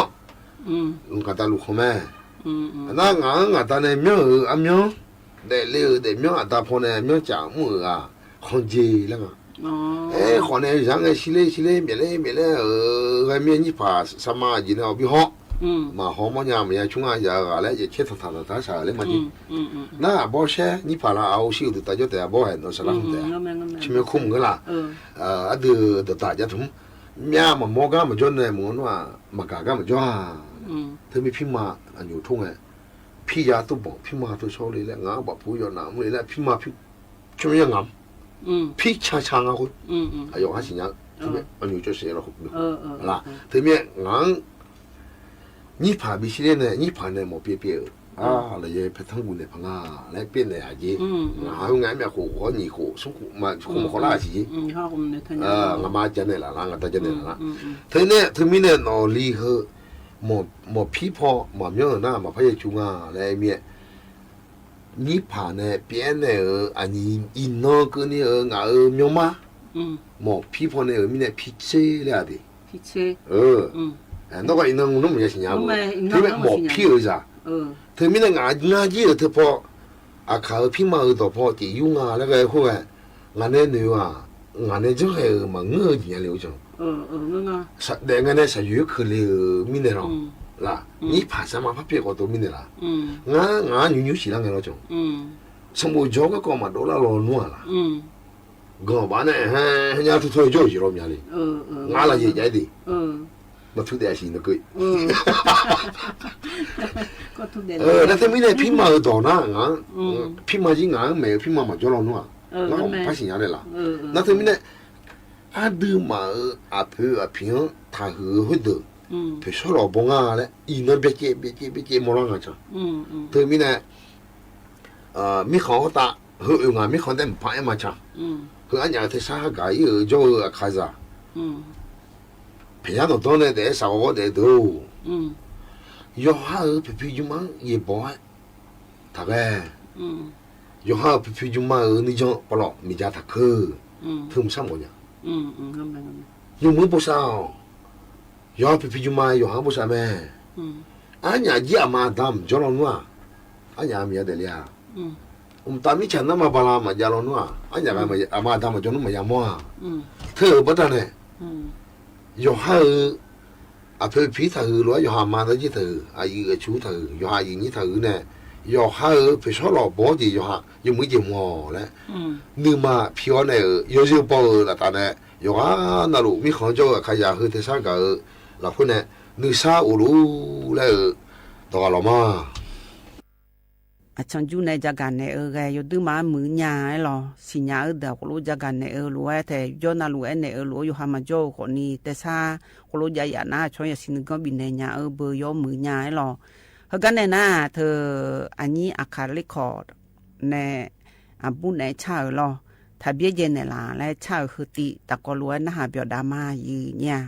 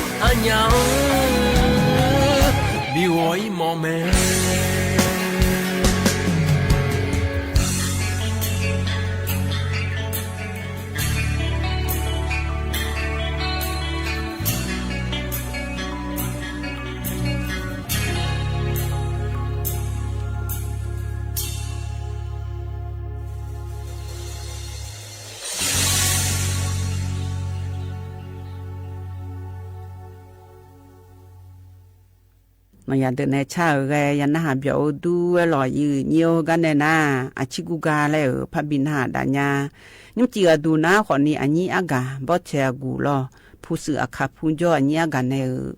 ชากาตะกลุนหาเบียดามายืnhiềuอยามหาเจ้าลัวงาเชมียอาสกาและคุยบ่เจกูมาเมื่ออีพอจเลเมื่ออีมีหอนาซาขาและคุกาจ่อยงาดาวเชมียนาพิมาเซและคุอเดียบ่พิมาก็งาลนุพิมามังเออลอที่จีมาชีเนี่ยคนนี้งาอุมาหัวยามินเงี้ยมาเหมาชาพาเรื่องคนนี้จะแม่หรอมาชาจีว่าจะแม่เมลูเขาเมล่าที่ก็รู้ยาคนนี้ก็ล่าก็จะแม่เนี่ยช่วหา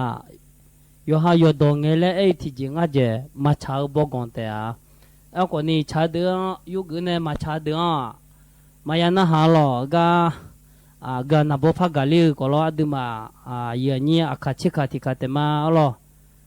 งาชิญาเนี่ยเงี้ยมึงเดมาชิญาคนนี้ที่โดนเงี้ยหัวชีฮะ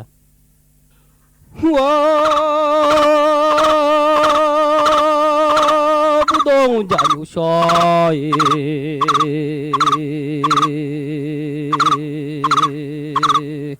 ที่น้อยอันยาลากาสมือโยที่เจีย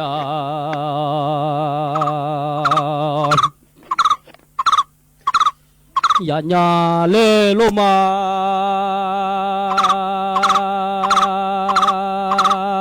อย่าดูมองอาคาที่ยา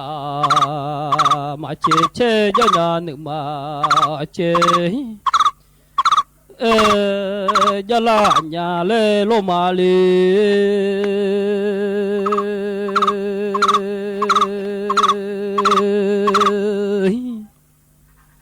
หัว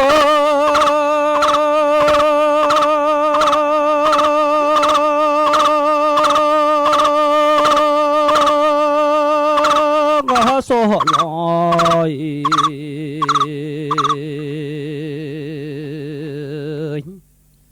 ยาสุงลูเออิงา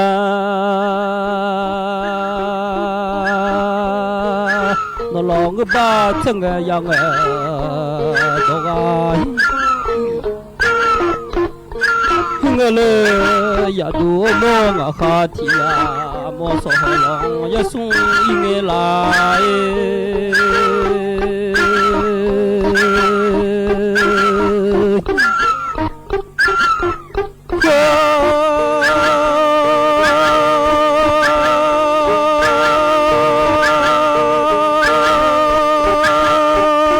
ล ngư ba chêng yang đồ ga liệng ngã khá bê chế sự gì đồ nghe lại ngã khá ya đọng bê chế sự gì đồ nghe ya gì ngơ ba dê đà mịn hòa mà đùa nhai le ya du mo se le nga kha thi ga nga kha ya no be che kha ji do nge la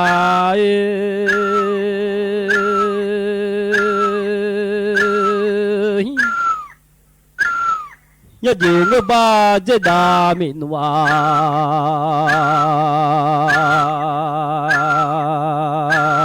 ma do le nga ya je da mi lo yo la nya mu ya ja ba je da mi lo yo nya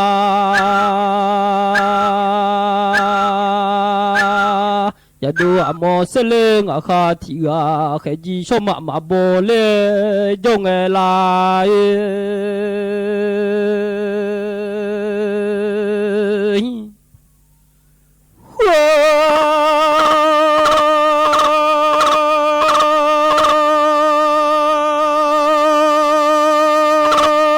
ya ma yu chu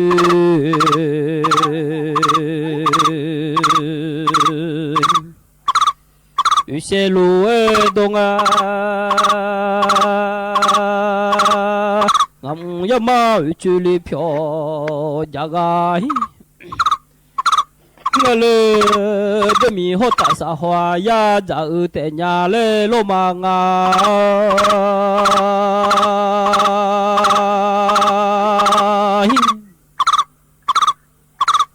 ya ho lao khơi sa kho yong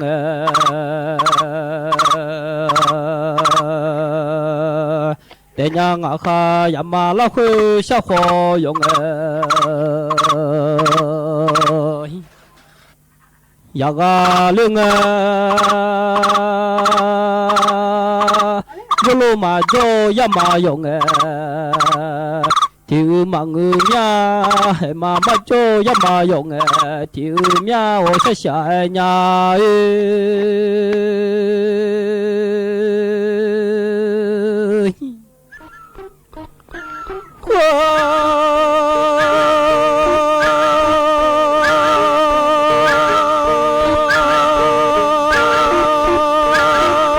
cho cô mi mu ya mi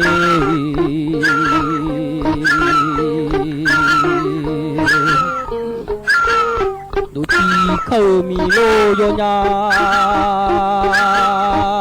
cô mi na ya mi cho chữ khâu mi lô yo ga mya ya o thì de có y nghe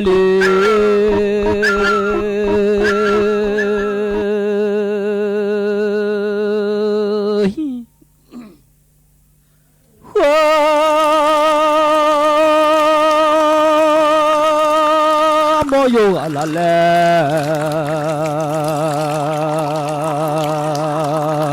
lu a jang sa ma phi le be ja le se le mai mi ya phi le de ja le se da ta phiang o je ya du du a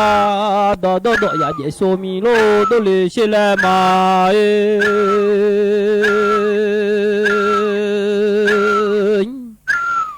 thì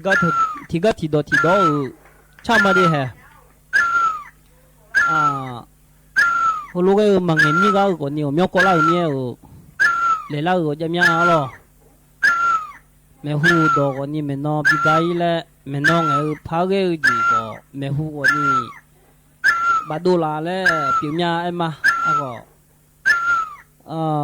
cái nó hà từ yoga na lo thì gì ba lo mới mặt hà này lo na hà lo cha đến na hà lên mà cha đến na ổn đi ngay đó mà đi cha đến na hà từ đó té lo như như cái na hà yo nào lo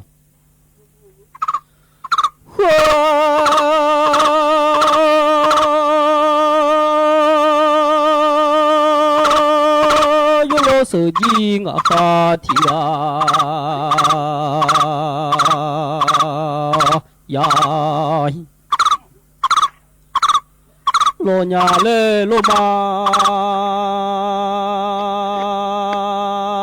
有送我提的个。哦，应该科技有好送都拉家里。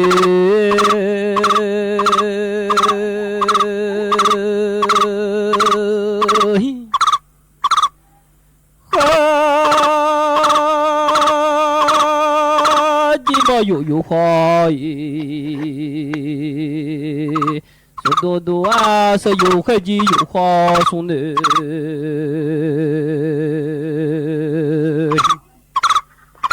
你拉nhà嘞罗嘛，有路手机我卡提啊呀罗。苗嘞有送提的高应该嘞，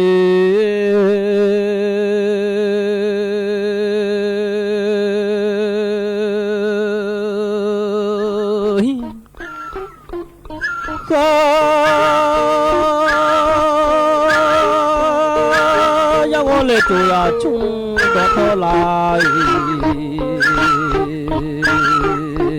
呀我提着嘞。都要冲啊！那要要都要送西的好个，哦，么那我记我该送的，我我开始有好送都拉家里。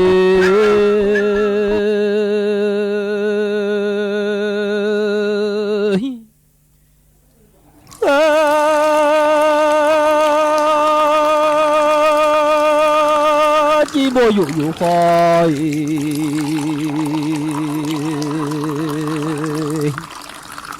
说东路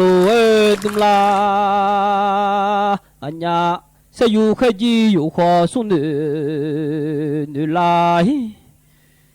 面嘞有路设计我卡提啊，开机马巴毛嘞。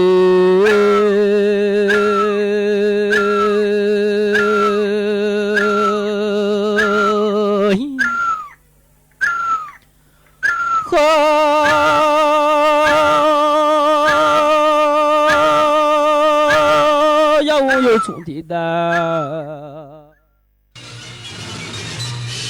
สถานีวิทยุกระจายเสียงแห่งประเทศไทยและเครือข่ายทั่วประเทศเสนอข่าวต้นชั่วโมงรู้เร็วรู้จริงเกาะติดทุกสถานการณ์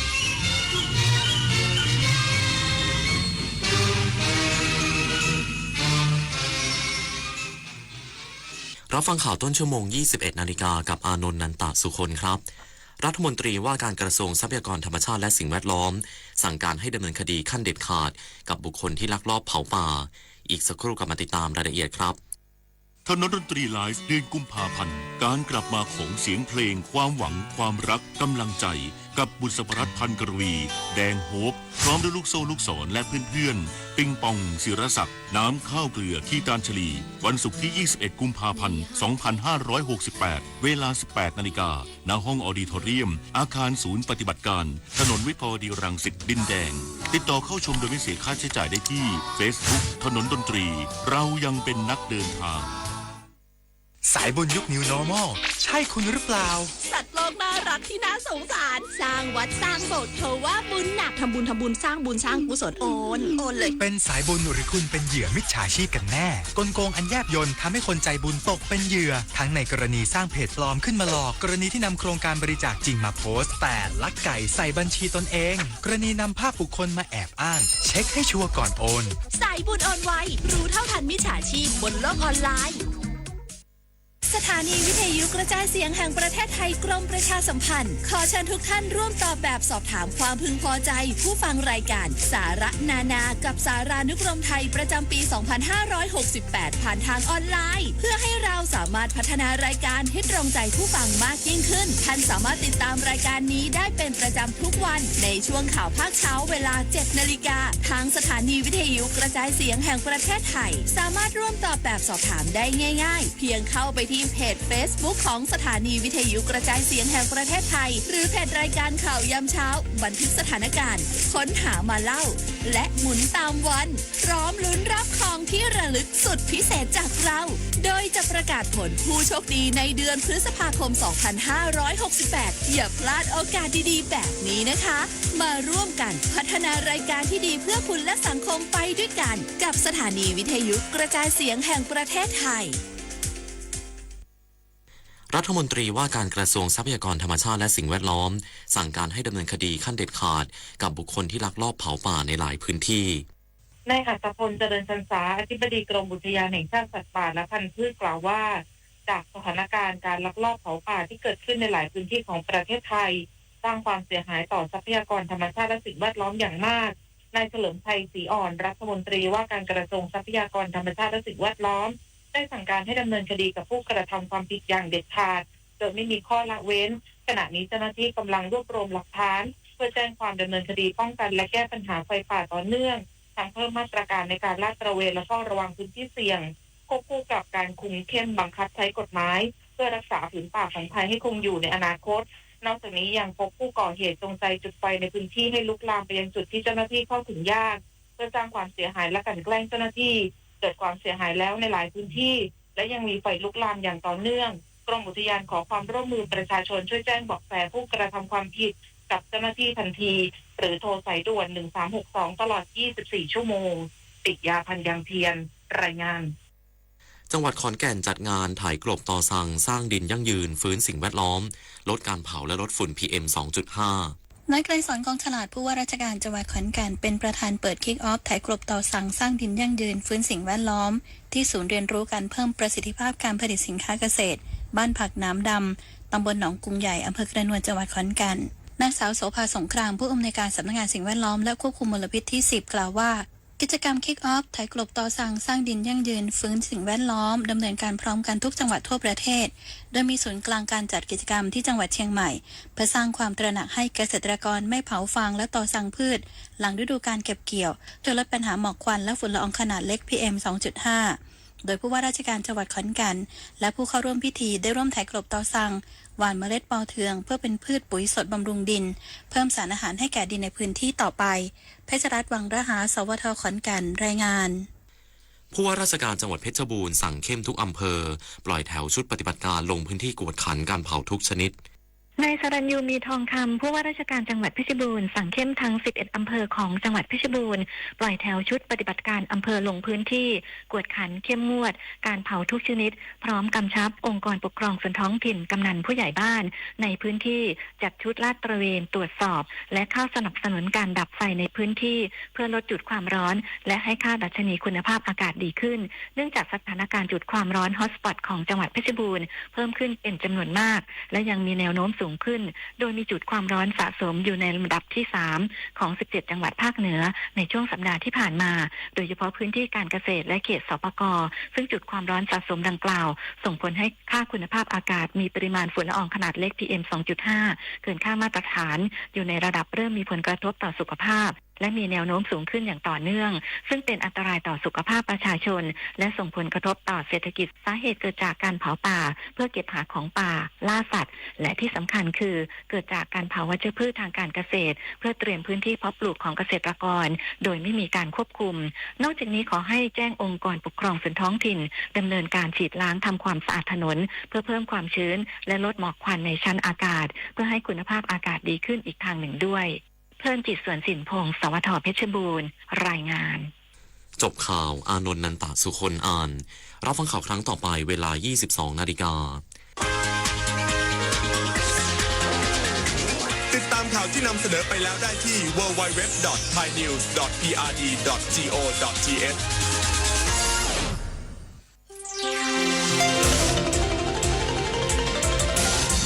วิทยุแห่งประเทศไทย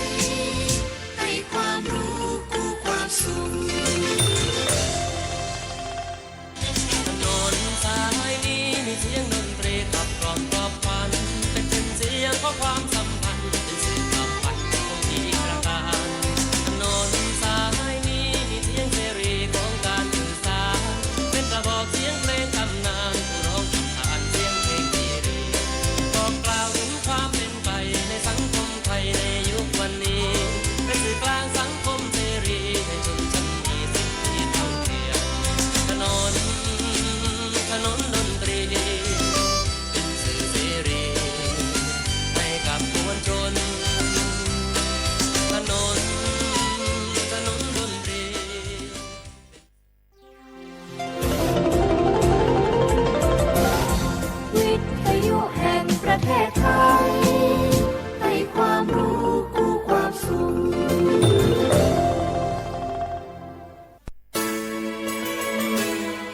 สถานีวิทยุกระจายเสียงแห่งประเทศไทยจังหวัดเชียงใหม่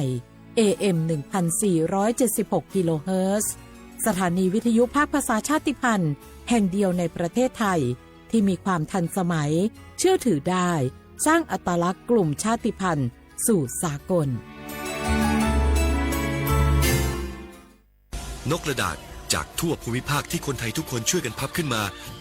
ส่งไปแจกจ่ายให้กับพี่น้องชาวไทยใน3จังหวัดภาคใต้ย้อนกลับไปเมื่อปี 2547 รัฐบาลในสมัยนั้นมีแนวทางยุติความรุนแรงด้วยการเชิญชวนคนไทยทั่วประเทศพับนกกระดาษกว่า 62 ล้านตัวนำไปโปรยจากเครื่องบินสู่พื้นที่3จังหวัดชายแดนใต้เพื่อเป็นสัญลักษณ์ถึงการรวมพลังของคนทั้งประเทศที่ได้ส่งแรงใจให้กับคนในพื้นที่จังหวัดชายแดนภาคใต้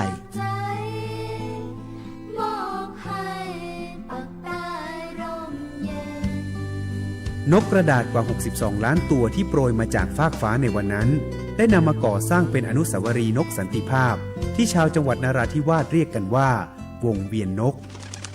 ผ่านมาแล้วกว่า 20 ปีอนุสาวรีย์นกสันติภาพยังคงตั้งตระหง่านและกลายเป็นสถานที่จุดเช็คอินของนักท่องเที่ยวแม้ว่านกสันติภาพตัวนี้จะไม่สามารถส่งเสียงได้แต่ก็คือสัญลักษณ์แห่งความหวังด้วยหวังว่าวันหนึ่งบ้านเมืองจะกลับมาสงบสุขและมีรอยยิ้มอีกครั้งสันติสุขชายแดนใต้สร้างได้โดยสันติวิธีโครงการสร้างความเข้าใจและประสานความร่วมมือทั้งในและนอกจังหวัดชายแดนภาคใต้สำนักประชาสัมพันธ์เขต 3 กรมประชาสัมพันธ์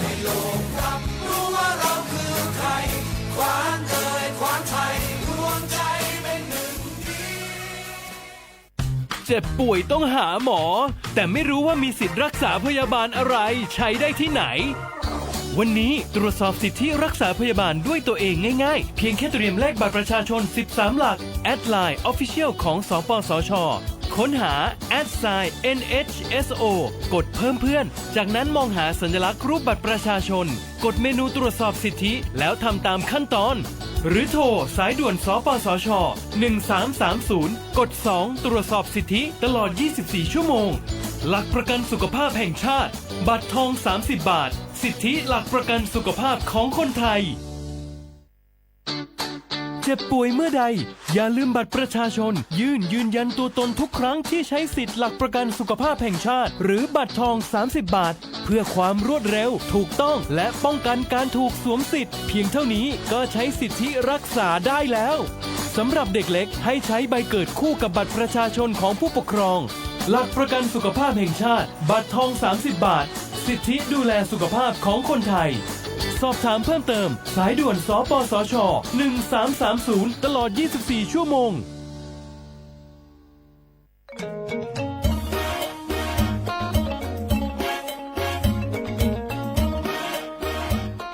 ลุงปีนี้ฝนแทบจะน้อยแหมแล้วนะครับแม่ผมแทบจะบ่รอดจะยังจะได้ดี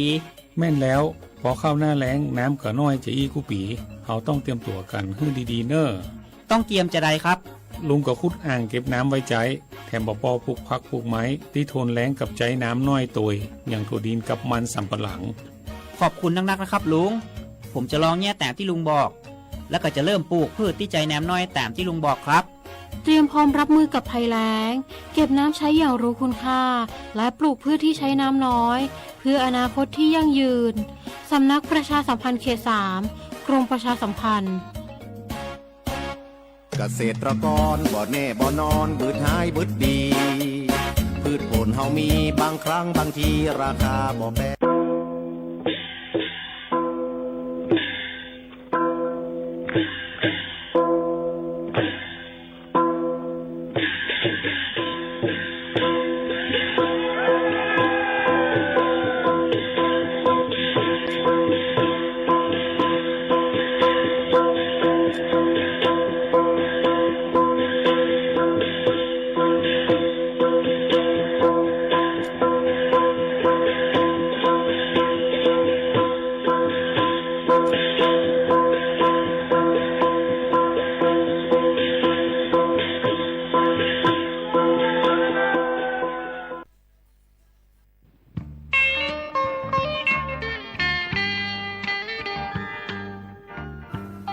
เมื่อสงค้า วันมื้อในเฮาขาเขาพี่น้องเตียวตั้งหูเกี่ยวกับป้ายอยู่หลีโหคออันในจือว่าย่อกะอันจังจับกันภายโฮมกะมางแยงยิ่งใจอันว่านั้นมาฝากปันพี่น้องเฮาเขาอยู่ค่ะตั้งเป็นเอสในเป็นย่อกะอันจังจับกันไหลภายตั้งโฮมแยงกะมากันสีเจอเข็มซ้ำยาโฮมกันเจอในอยู่เย้าลูกตีแม่ก่อจังจับจูลูกย่อกะในเฮ็ดเฮอแห้งกำโตตากำขามต่อตั้งเป็นเน่าโตลู่ยอมสียังไปมียาแก่เฮอหายไล่ลูกก่อนไล่เฮกังแต่ข้อที่1โลมีสัจจะต่อโพเมเฮาก่อเหลียวข้อที่2มือกว่าหาตั้งมนเสื้อตั้งนอกมือแล้วก่อเจอถงหยังข้อที่3อยากกินเหล้าต่อป้อมีสติเงื่องแวยาเมากำตั้งเสียงข้อที่4ป้อมมีเงาลายเป็นยกกะภายแง่งกะมาไหนลีหิมแนดกว่าจู้หมอยาเขายดยากอบโกมันจับยกกะเอสนั่นเนียวข้อที่5เมื่อไปกบปูกันเมื่อไปมีลูกโฮมกันนั่นลูกกว่าแจดด้วยเลือดอำนั้นคนตัวยกะเอสในเตลีอยู่ข้อที่6นอนโฮมกับมาปอกเหลียวก้อยก่อจังจับยกะเอสเลยอยู่นังเกาข้อที่7ผู้ค้าเมืองเหตุการณ์เขาเจอแมงเอสในก่อมีน้ำไว้หนังเกาข้อที่8ป้ออำแจดด้วยเลือดจึงอำฮู้เลยว่าเฮามีเจอแมงยกะซ้ำจางเพจับเสือต่างก็เลยง่ายๆอยู่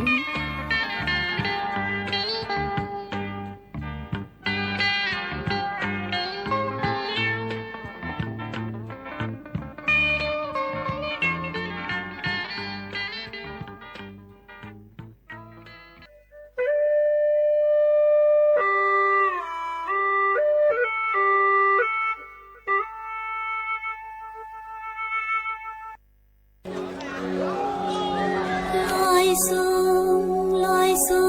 งเมืองลงใต้เฮาอยู่สองมนเสอเจอพาไลหันก็นอสัมปออำลืมไหลสีกำย้ำไว้นานเจอตาสีย้ำไว้นานเจอตาสีฮอดมาเลต้อยจึงไตลมฮอดมาเลเมืองจือลือหงเลไม่สุขะ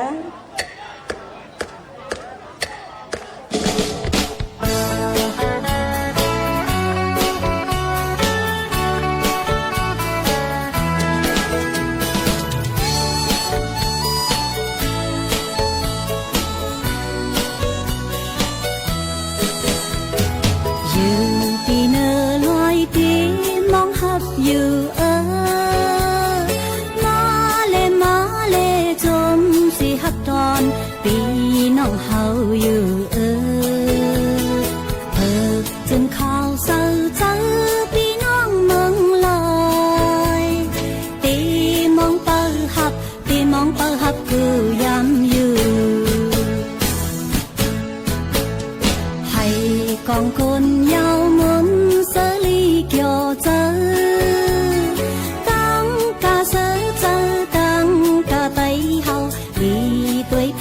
ถูกตายิ่งแง่ฟิงจุงปันมันห้องหา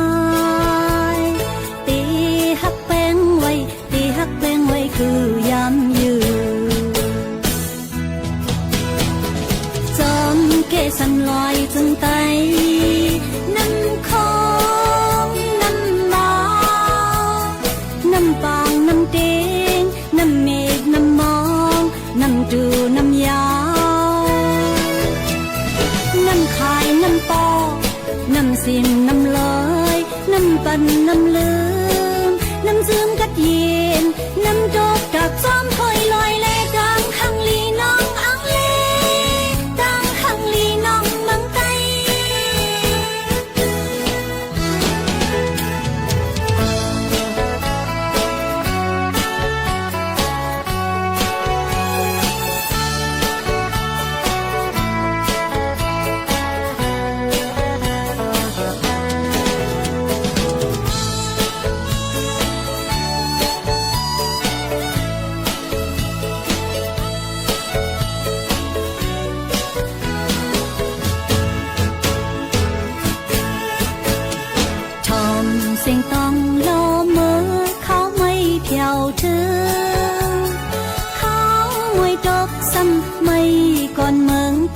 กี่ปอเลี้ยงของเยา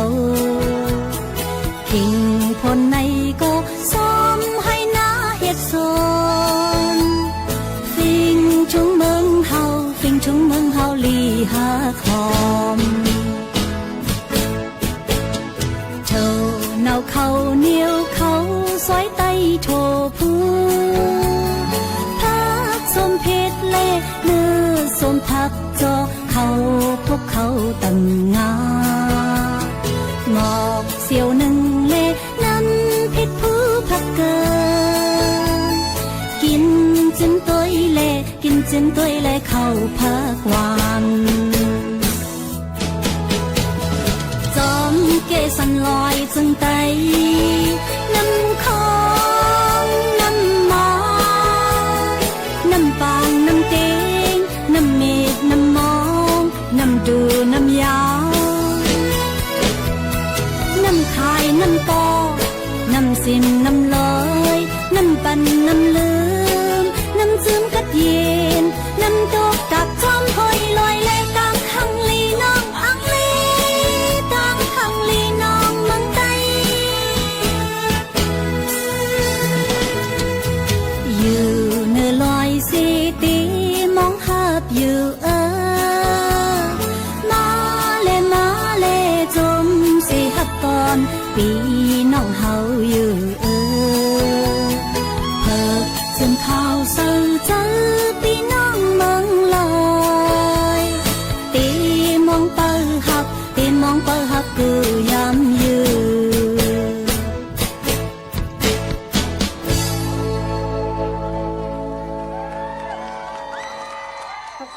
เมื่อสูงค่าเมื่อสูงพี่น้องพุงยินถอมเฮาเขาค่ะพบทุบจมกันในวันเมื่อไหนถึงมาในวันอาทิตย์ที่2เดือนธันวาคม2แห่งปลาย25เป็นเดือน3มื้อ5ค่ำปีใต้2แห่ง1ปากปลาย19ปีก็จานแห่ง3ปากไว้86คู่อยู่ซ่อมข้าวหมูขาโน้นข้าวยำ10 โมงถึง 11 โมงกลางเนและกลางค่ำซ่อมกันที่ในเมื่อในเป็นวันอาทิตย์ค่ะน้องเฮาค่ะก็ได้เลยยินถอมธรรมตราฝากตอนยินจุถึงพ่อแม่พี่น้องๆเฮาเขาอยู่ค่ะ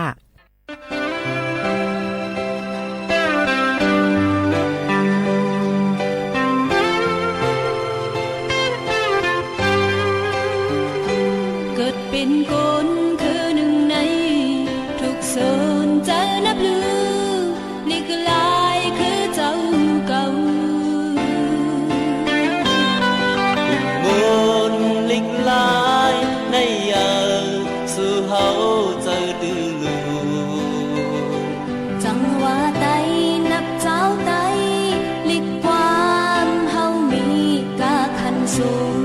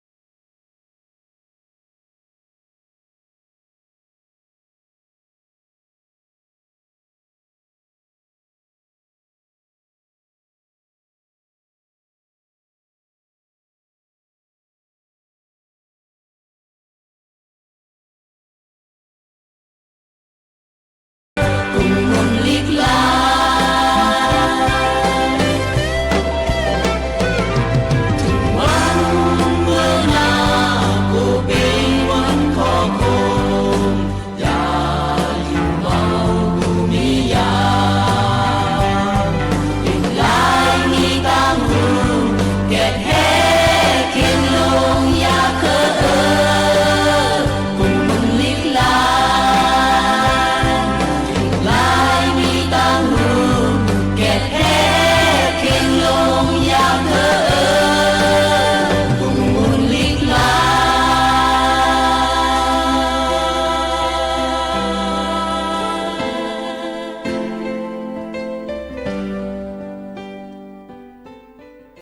เอาค่ะตอนด่านในวันเมื่อในช่องกว่าเพ่งกว้างวันหูถูกเจอเย่าเซในเฮาขายยังเดี๋ยวมีปืนหูตั้งหันในธรรมะตราฝากตอนจุดถึงปอไม่ปีน้องๆเฮาเขาเส10นี้ถ่อมซ้ำกันด้วยก่อนค่ะ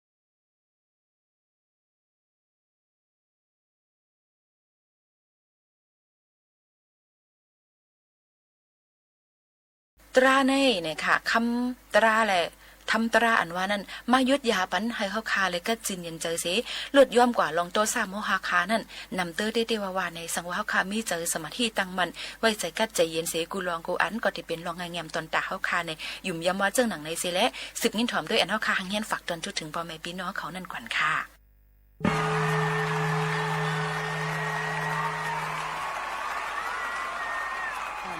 ตัสสะภะคะวะโตอะระหะโตสัมมาสัมพุทธัสสะนะโมตัสสะภะคะวะโตอะระหะโตสัมมาสัมพุทธัสสะนะโมตัสสะภะคะวะโต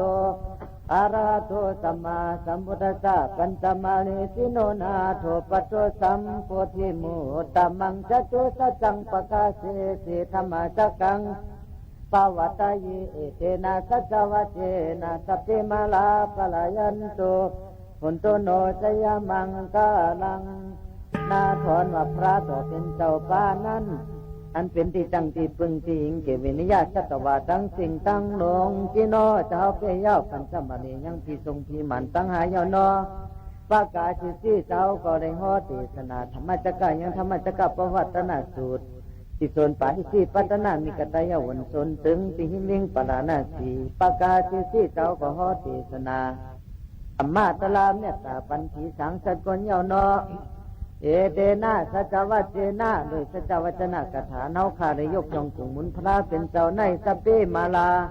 อันว่าหมู่ผีสงฆ์ที่มันตั้งหาปลายันจู้ให้ได้ไปนี้กว่าจิงคากาได้ยามเดี๋ยวนี้โดยตานออ้างอันว่าข้าววันตามีก็น้อมไว้พระตัวเจ้าหมื่นสู่แสนปาตลาตัวเจ้าสังฆาตัวเจ้าเจติตัวธาตุตัวมวยตัวอันตัวยุคทุตัวยุคปาตัวพระเป็นเจ้าหมื่นสู่แสนปาปัจจิกาพุทธาหมื่นสู่แสนปาละหันตาเจ้าหมื่นสู่แสนปามหาศิวลิตาเถนเจ้าเหมาพระพุทธาเถนเจ้าสีปาตายามเนาสีปาทวามตายเอาขาตั้งลงตั้งหลายยันไว้ยันตาเจตัวง่าเจงาคำพระสินเจ้ามีในเมืองตาวาสิงตาเจตง่าแสงมีในเมืองสิริลังกาสิโบเจตง่าแสงมีในเมืองกันธนาถาเขสังถอยเจตง่าแสงมีติเมืองนากาเฮาเจ้าข้าย้อนผู้โจมุตาเสงเสงคือปอแม่สัตกาสึงเตืองวิ่งคำเมืองนายตั้งเสงพี่น้องเมืองไปปัดเพื่อนตั้งเสงนอติเต็งขี่มานี่ปานาคำสาติกัดเห็นกูก็กูคนกูขุนกูนั่งกูเจ้ากูป้าสิกำเลยตานอนนี่ปานาพิจิโอตุตาเมื่อตันวันดียามดีขึ้นดียามถอดยามแหนอันเป็นมังกลาเมื่อในขึ้นในเฮาเจ้าสินทำมันจุ่มซ้ำได้จับหอดแถวมาถึงตึงวิ่งคำเมืองนายแทงเป็นอันหุ่มจมผีก็จมคนก็จมอ่อนกันไตเต้นผู้จอหลูต้านไตเต้นเหงไตกันเชียผู้จอพระเป็นเจ้าย่อช่ำอ่ำก้าวันกันไตหลูต้านจุงชาวาหลูต้านนี่ก็ทูซันมาเตะอันนี้ก็พร้อมเลยหลูให้ต้านหึงยาวแต่เมื่อกับปันเจ้าผ้าเจ้าปู่เจ้าหมอนเมือนตั้งเป็นหลูต้านไว้ปีในเป็นปีศาสนาคำพระเป็นเจ้าเสียงกับเย้าสองเฮงหาปากไปสี่ที่พาว่าพอมาในอุตุเหมันตาขิงกัดปีไตเฮาในก็เลยสองเฮงไปก็สิ6ตกมาในมือผูกมือฮือเฮาเจ้าสินทำมันจุ่มต่างซ่อมต่อยที่จ้องกับมาทานในก็เฮาติคืนสืบเข้าตั้งเมืองพงในก็ง่ายๆตีฮอดนั่นก็สิเมื่อแม่ตะลาตีกุนเฮงเหการที่เหเย้าช่ำได้สืบเข้าตั้งกว่า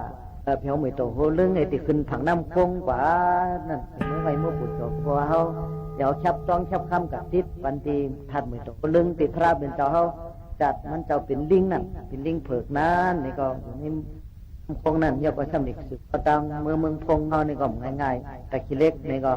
ฉะนั้นจำหนังอาคิงอาคากราพยามันมีเสน่ห์ในคาตาเปโตพระเป็นเจ้าอุยานาสังวราสินธรรมบุญจุ่มธรรมาราชาย้อนไว้ย้อนสาพระเมตตาเมตสังขาเมตย้อนไว้ย้อนสาเจ้าสาพหลวงผู้เจ้าผู้ป้าหูเป่าศาสนาผู้ไม้ดงจึงใจเฮาผู้เจ้าผู้ป้าพร้อมกันโดยเจ้าสาพหลวงอันใดมากรรมะแถมปรมีนี่ก็มีเจ้าปอติวิ่งเฮาเจ้าสาพกั้งบ่เมืองสีป้อเฮาพระหมู่สู่ก็กำแถมปรมีเขาก็เจ้าปออย่านอเขาเจ้าปอโคตรไทยเขาผู้เจ้าผู้ป้าเจ้าปีเจ้าน้องเมืองในก็มีเมืองลังเคอก็มีกุวันกุเมืองมากรรมะแถมปรมีในจำห้องไปมาหนึ่งอาณาแท้ๆนี่ก็อังคืนลึกมาลอยๆน้ำเหมยน้ำในสีย่อยสีหัวยาวในก็เขาติปันตะลาหลักสองปัดตอนที่หนึ่งคาตาเพติมาปันโอวัตคาถาย้อนนักพังสาวปอเขาผู้เจ้าผู้ป้าเขาคานี่ก็คาตาเพนี่ก็ตั้งหุ่มป้อมีปิ่งยามป้อน้ำจอมหนังในหูในหันในแก้งในกำตะลาไว้เช่นนั้นในก็ติเจ็บเนติสนาพ่อเนปันหลักสองปัดตอนที่หนึ่งเนปันศักดิ์ศรีวุฒิจัตกะ 2-3 ต้อยลงตาหน้ากาถาศีลากาถาภาวนากาถาลองจังตั้งกำตาลาลองอ่อนกันออกมนต์ปวดหลอดคอกสังขาราคือขี้เหนียวลองเกิดลองเท่าลองเจ็บลองตายเพสัมสลาลงในเนี่ยป้อมเต็กตัวโนโสกันในมันได้ศาสนาในมันตีไหวรับตับหายกว่าเย้าเดี๋ยวในเหมือนจึงแกงในมันจังเกิดกันเลยร้อยเหมือนจึงแกงเขนั่นน่ะเขาหลุดแทงเกิดมันติ๊กๆพอแทงเกิดมันก็จิ้มมาฉะนั้นเขาเดี๋ยวตลาดกัดตลาดเย็นอันหวานอันจิ้มอันหอมในมาเมียตาปันอันที่หอมที่หวานที่จิ้มเดือดตลาก็มีสังแทงอันที่เจ้าเดือดตลาก็มีสังแทงอันที่กัดที่เย็นเดือดตลาก็มีสังแทงฉะนั้นขาดเปรที่เอาธรรมะตลาสัตว์สีวัตถุจัตกรรมมาเมียตาปันฉะนั้นย้อนเอาตลากัดตลาเย็นถัดกัดถัดเย็นถัดเมียตามีในหมอโหเจ้าเขาเจ้าสินทำมุนจุ่มในอันในแก้งในกรรมะจะเมื่ออาชาเขาได้11 ขวบในมัน1 สังการโดยเจ้าเลยมาเป็นมุนเจ้ามุนจังมาเนี่ยก็ในอยู่16 วายาวเป็นมุนเจ้ามุนจังในก็ตั้งเสียงในก็เมียนชาวหาโชคปีเข้ามาในก็เป็นปีก้นเงินก้นคำสีหัดมายาวฉะนั้นขาดเปรดอกเดี๋ยวตาลาเมตตาปันปเมตตาทั้งเขาเอาถัดกัดถัดเย็นถัดเมตตามีในอกในเจอในเมตตาปันกูก็กูคนกูขุนกูนางคนเท่าคนเกศเตรียมหนุ่มเท่าเจ้าคาสามปันเชื่อเช่นเล็กให้ใจยิงบอกในยอเขากูก็กูคนเช่นต่อไว้หูเงินหูคำหูแก้วหูแสงหูกลางกวางหูสินหูทำตุ้งถ่อมเอาเสกามอย่าไปถ่อมปิ้นถ่อมแปดเพราะถ่อมปิ้นถ่อมแปดถ่อมเข้าหูใต้ออกหูปลาเนี่ยมันป่องตะลามันตะลาเขาก็จะหุ่นซุ่มในมันเพราะหูน้ำมันก็เสียงง่อมป้อหวานเหมือนเช่นจะพิสุขคำเฮานะแคนดอมหมอเก็บถ่อมสมไว้ในอกในเจอกูก็กูคนเสียกรรมพวกคนใครช่วยดีๆในแต่เฮาหาสถานการณ์ในมีกู้สูนนำเต้ๆเอาได้เกิดมมายาศาสนาคำพระเป็นเจ้าใน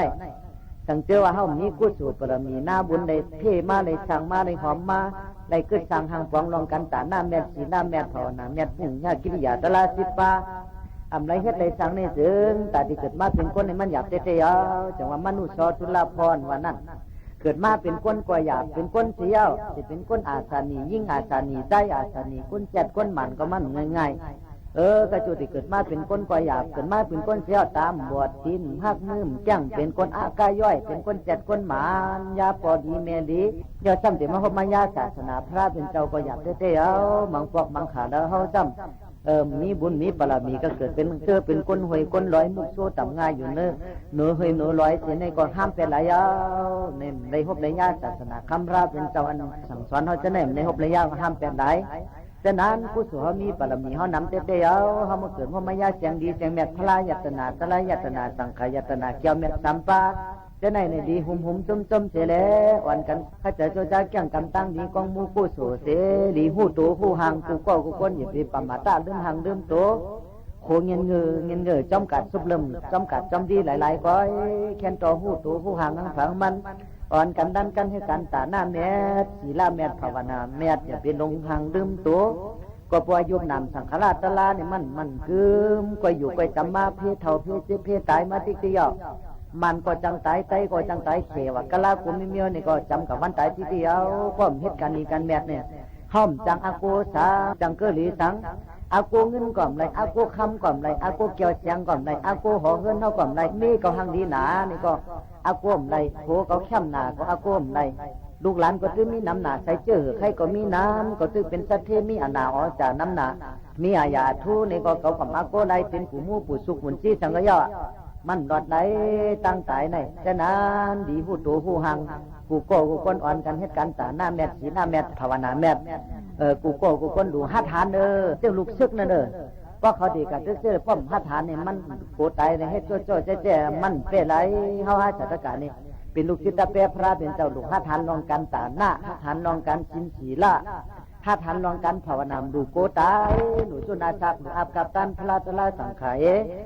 ผู้จอบพ่อแม่สายสมาติพ่อแม่เขาก็ลุ่มล้านดีๆงามๆอย่าไปหลาเขาอย่าไปท่าเขาอย่าไปให้ท่ายใจขาดเขาพ่อแม่เขานี่เป็นพระสองสู่ที่เฮือนเขานี่หลุมลุ่มล้าเขาดีๆสละสมาเขานี่ก็หลุมลุ่มล้าเขาดีๆงามๆป้อมนี่สละสมาผู้จี้แหนสั่งสอนเขานี่ก็เข้าหมู่หันถึงตั้งดีตั้งซ่าเข้าหมู่ไร ฉะนั้นให้เฮาหลู่หาทานดองกันตาหน้าศีลาภาวนำแต่ว่าหาทานกินวันกินเมืองสังก็ที่ว่าแต่มันเป็นสมุติปิงหยาบไว้หนังดินเมืองก็ที่อื่นกินเฮาพอเฮาตายก็เฮาเน่าเข้าเมืองกับผังในดินก็เน่าเข้าดินเหมือนกันดินก็ขึ้นปันทีเนน้ำขึ้นจุ่นปันน้ำมีไผขึ้นจุ่นปันไผลมขึ้นจุ่นปันลมเนี่ยฉะนั้นอย่าไปมีโตชาต่อกันอย่าไปมีโมหะต่อกันอย่าไปมีหมันหน้าต่อกันอย่าไปมีตัณหาวิจารต่อกันอย่าไปมีแต่ล้อผ้าต่อกันแค่ต่อมีแต่หุ่มจมหักแห้งแป้งเหยื่อเนื้อกันเฉลยเอาเมตตาต่างเนื้อโหเมตตาเนื้อกันกรุณามุทิตาอุเบกขาเนื้อกันเฉลยตัวหน้าตัวตากันดีๆงามๆอยากด้วยกันดีๆงามๆหุ่มจมปุ่นปนนั้นก็ดีกว่าก็ไผ่ก็ตั้งเยาเนี่ยอันนี้เจ้าวุ้นจมในเด็กตัวโนสอแลปานอวัดก้าเมตตาซอยในซอยหนึ่งจะว่าเปลี่ยนมาสู่ตลาดเต็มทนเยาวันเมืองก็กัดเย็นหัวเฮือนเขาก็กัดเย็นอันนั้นก็กัดเย็นเสียงบ่ได้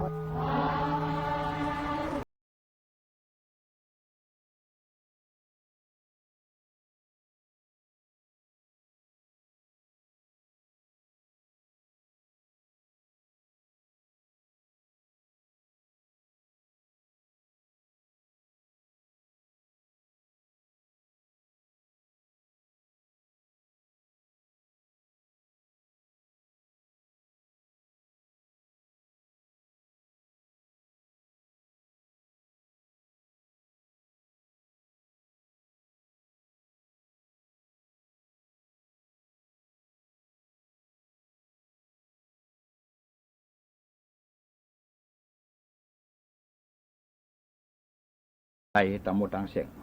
กำเลยข่าวลุงเสี่ยวต่อที่มาลัดนี่ลองทุ่งสำวัฒนธรรมประเพณีปู่เฮ็ดมาอย่าเฮ็ดไว้เตียนก้นเท่าก้นเกี่ยเขาเปิ้นถือกำม่านต่างเฮาเปิ้นว่าเปลี่ยนก้นเนี่ยอำดีไว้มีสามเปิงว่าไผเพนี่สามย้อนนั้นเฮาขาดอะไรเงื่องเวเหมือนเสียงไผเนี่ยเหมือนเสียงเฮาว่าเฮาเตะออกขึ้นออกเย่กว่านั้นคนไทยเอาขากูปอกกปูว่ามีหมกไผเนาะเขาได้ชุมไผ่ไว้ให้กว่าในอำไรมันสั่งใหม่เขามังปอคนพุทธภาษาในไตเตียนให้ได้ไว้ในเขียงพลาวนั่นตั้งเหนือเป็นคาขนาดตั้งตาในก็เป็นผักในอันนี้ก็ดูได้สติอย่าไปไหวว่าไผ่นี่ขนาดไผ่ในเหลือให้ใหม่มันสั่งกว่าตั้งไรครับเพราะใหม่เฮิรนในเปิ่นตั้งไทยเปิ่นห้องว่าสวนปวนร้อยข้างไม่เท่าไผ่ล่างข้างเดียวอะสวนนี่มันมาสวนเขาปักบอกนี่นะไปตันไผ่ไม้ปอกหนึ่งก็เปิดสวนในมันมาสวนเขาปักปอกในเสาเฮิรนมันถอดกว่าเขาแล้วนะผักเฮิรนใช่ไหมไม่เกี่ยนยันนาใช่ไหมมันเหมากว่าแต่ไผ่เนี่ยปอกเดียวไว้มันเพียวมัดเลยนะอันนี้เปิ่นว่าให้ได้สติว่าลองไผ่เนี่ยสามารถมีคนเฒ่าคนเกี่ยปอเมียเอามาพึ่งเอามาพักยุ่มดีกินวันเช่ในเฮิรนมันในถึงปอห่มอยู่นะปอไผ่ไม้เนี่ยก่อยมดฮะปล่อยปลาเงินคำอกษาเปียเจหีมาเป็น10 ปี20ปีนี่กว่ามดฮะอันนี้ก็เปิดให้สติว่าเพเนี่ยกำไรเพเนี่ยหมายถึงว่าภัยอันตรายเหมือนเช่นว่าลาดความกว่าก็เลยสั่งอำถูกใจก็เลยสั่งห้ำถูกใจเปิ้นก็เลยสั่งซึ่งเนี่ยดูได้วางปล่อยเพราะห้ำวางปล่อยนั่นมือโตซ่าเขาออกไปน่ะพวกมือตันมาแล้วเขาตันแต่เสียแน่พวกเราเหี่ยมกันพวกกันแน่ก็มีกันนั้นกันอะไรมาแล้วเมื่อว่าเขาว่าเมื่อวันไหนสิงเขาอยู่หูโตข่มหูห่างเขาหรอพวกคนนั้นเสมือนเฮาน่ะมันหลักมาคนนั้นแสดงว่ามันถึงมาเฮ็ดมือเฮาจากลำนั้นหรอวายมา10 ปี20 ปีมันมาอยู่ไกลๆเอากองเล็ดปันเฮาเมื่อกลางทำงานขึ้นแต้งมันเฮาป้อปันเฮาเหี่ยมมันเฮาเนี่ยสิอันนี้มันอันตรายย้อนนั้นเลยเขาเป็นกวนมีขอบโคอยู่ในเขาอยู่ก็เรียมอะไรฮะเหลือยาเสียยาหันตาเขาอุปกนะยาเสียยาหันตาในเขาอยู่ในทำในหูเขาอยู่ก็เรียวอะไรเด็ดกวนเขามาเรียวในอยู่อะไรเขาหลวมมีลูกมีผัวมีสังคมอยู่ซ้อมในวันนาอยู่ซ้อมกันนั่นแหละเหมือนเช่นว่าเขาขาอยู่วันไกลเฮิรนเคียงกันถูก1 อิฐพิษ1 อีนั่นเขาขาดได้ปวดร้องควางปล่อยปันเหมือนเช่นว่าลูกเขาใกล้เอาควางอาทิมได้ชนเขานั้นก็ลูกเขาไม่เฮ็ดหวยให้รักนาเฮือนเขานั้นไก่เขากับลักกินของเขามาเขานั่นมาคบแมวเขาซากกว่าตังเสียงลูกเขามาหลาลูกเขาหลาลูกเขาอีหังก็ดีเพราะมันเปลี่ยนในมาผู้ใดสิ่งเขาจะได้เกะไขให้มันถูกต้องเพราะไว้ปฏิฆาตผู้ใดสิ่งเฮือนนั่นในเฮือนเขาทำซ้ำกันมีเฮือนหัวไหนมันใจเฮือนขาดเขาลูก 10 ปี20 ปีต่อซากในเขาอยู่กันนั่น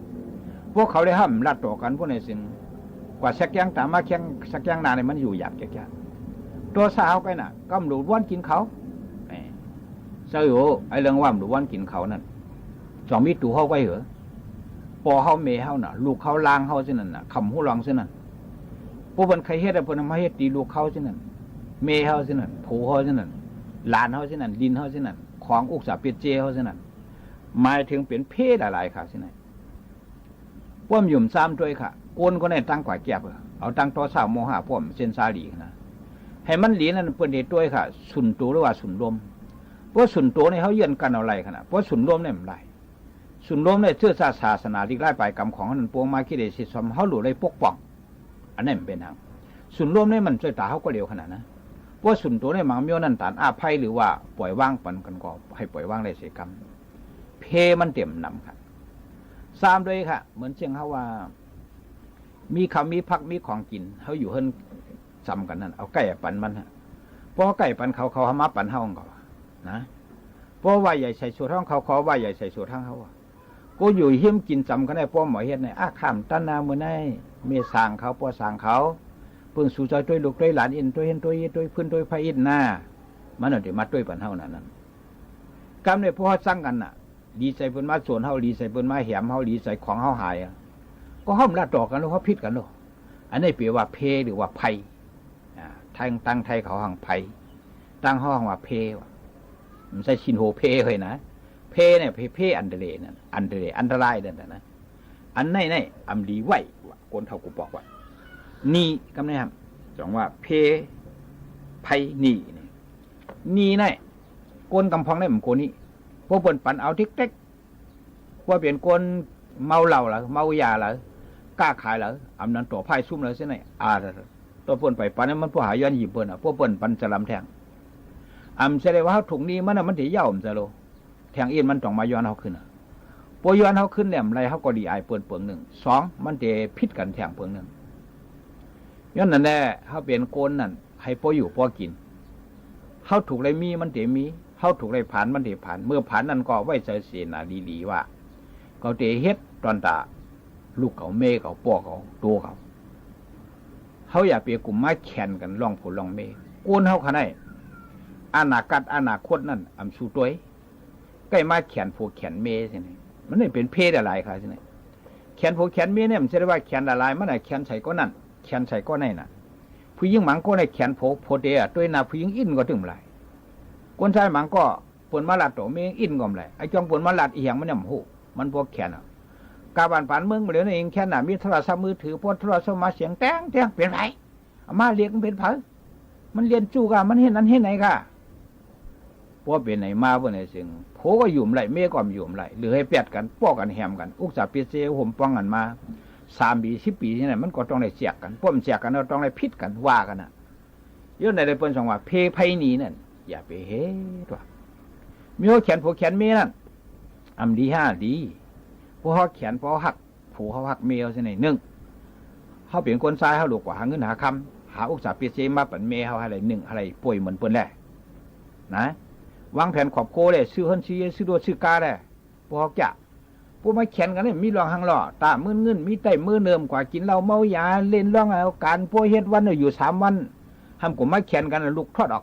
อกมันเจอการคนดีนะเช่นนี้นะคนขู่ปอกให้ปนว่าอย่าไปเฮ็ดว่ะเช่นนี้นะพอหักลูกหักเมเนี่ยเขาดูเฮ็ดกันนะเขาเลยแข่งซ้อมเวลาแข่งซ้อมวันแข่งคนอื่นที่เขาแข่งเขาเค้พวกนั้นก็อย่าไปอุบเขาดูเฮ็ดเตะปนว่าซึ่งไหนย้อนแล้วจังว่าเพไพนีนั่นมาเมียวนั่นดูไรไหวอยู่มาเมียวนั่นอย่าไปไรไหวนี่เปิ้นว่าซึ่งนั้นเนาะกำในทำที่มาลาดนี้ว่าอำลีให้อำลีต่อยว่ามี3โยพาห่มเอาตั้งหลวงอำลีเอาต่อยกันเล่นกล้องๆแจ้งๆเหมือนเสียงเสียงเหมือนเสียงมองนั่นวันใส่กินตั้งหลวงที่ไหนก็อำลีเอามาต่อยกันจับกันเฮ็ดเสียงเสียงนั่นลิ้นนั้นเฮาอยู่เนื้อมันนั่นนี่ก็เอามือเฮาต่อยลิ้นปากเหมือนเสียงกวางเสียงสังนั่นนะอำลีเฮ็ดว่าซึ่งในมีกลุ่มกุ้นหมุนเงาเหนือเขาอำเซอร์ตอนตาเดียวมาป้อจับกันต่อยกังกิ้งโขมอพอเฮ็ดซึ่งนั้นพวกในสิ่งวัฒนธรรมประเพณีหรือว่าโชคลาภสัพพะกาเขาก็จะปีกว่าเขาเปลี่ยนก้นเนี่ยก็จะเปลี่ยนก้นตกหลังสมองเขาก็จะดื้อ เตอำป่องเลี้ยงจังเนี่ยเปิ้นว่าซึ่งหนังไหนเนาะอันนี้ก็อะไรเข้าสวยกับสิกรรมเนี่ยอำลีลืออำลีได้ปึ้งอำลีได้ปึ้งแล้วอำลีกว่าลิ้วกว่านอนมีอยู่3ตีนี่คนกูบอกคนสอนไว้ฮะ1ชิมตั้งแท้ของวดชด2กะทาน3สรอพามซะแน่มดีกว่าลือนอนคืนนอนวันว่ะชิมอันว่าได้เปลี่ยนที่สังขายานเขาก็พริกชิกไว้ชิกขาปุกต่อ2 บาท27เปิ้นกว่าห้ามให้กูมีๆขาดติกันนั่นน่ะนะเปิ้นน่ะปิกนั่นน่ะที่เตมันแต่ปิกนี่เหมือนเช่นว่าสังขายานเขาเสาไหน1อย่าไปเหยียบเยอะยะ2อย่าไปลงไถ่ลองเยียวลองขี้ใส่เนื้อลิ้นแนะนำ3อย่าเป็นนางสามผู้หญิงก็ดอกก็ซะกว่าตั้งเสียงโอ้มันนำน่ะนะย้อนอะไรเปิ้นกว่าพริกชิกเปิ้นว่าปิ้งหยับไปพออยู่นั่นในก็เฮาคำสอนนี้มืดตื้อๆให้นั่นน่ะเหมือนแจ้งว่าสังขยานเขาในเปิ้นมีสิกขาปุกต่อสิกขาได้หมายถึงว่ามันสูงฮะความพราเป็นสาเฮากว่าปิ้งหยับไปนั่นกำเหลียวอำดีกว่านอนว่านั่นเพราะเฮานอนเราหากินหยาบครับกะทามจริงห้ามไม่หมายถึงมันมีหังนั่นน่ะเปิ้นพ่วมกว่าเข้ามันน่ะเฮาสมันนอนพวกนี้จึงอันนั้นมันไรก็เป็นจุงเป็นเพื่อเป็นกระหวยเนี่ยมาเก็บกินหลุมคบคับกลางค่ำกลางคืนหมูหมาแมวไก่อันลีนั่นแหละมันเด็กกว่าหักกะทามนั่นนะอันนี้ก็ดีกว่านอนสลอพามสลอพามเนี่ยเป็นที่เปิ้นว่าถือศีลกินเสเปิ้นปฏิวัตินั่นน่ะเปิ้นปันเทศทางให้มีตีกันนั่นศีลเพราะว่าสลอบเนี่ยหมายถึงว่าเป็นก้นตีกว่าถือกว่าจ้างกรรมนั่นน่ะถ้าซ้ำกว่านอนเมื่อไหร่จึงเฮาก็เตยุ่มไล่กินไล่เตหิมาหามขึ้นโจกรับสัพพกาได้ก็เต็มมีไหนซึ่งเนี่ยเขาดูเลยหู้ไว้เสียกันเนาะย้อนในปอมเมียพี่น้องพร้อมเสียงไทยและพี่น้องไทยตามมุตังเสียงผู้ได้ยินเสียงข่าวลงเสียออโต้ในก่อให้แม่นย้ำพอมีมึงล่ะก็จีเรียนจากกุคุณกุนังตามมุตังเสียงเสียกำขามเมื่อสงครับ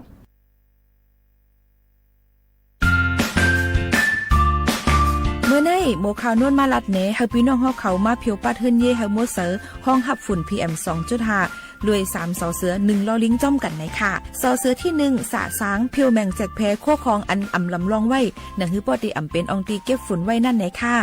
สอเสือที่2สะอาดมีรองมดเสือเจ็ดล่างโคของเครื่องเจอในเฮือนเย่เหมือนหนังแอร์พัดลมเจ็ดจอมพักดูหูเลี้ยงเอาแผ่นจุบน้ำเสียเจ็ดจอมจอกจอมจริงตาได้เฮกังฝุ่นพงนั่นในค่ะ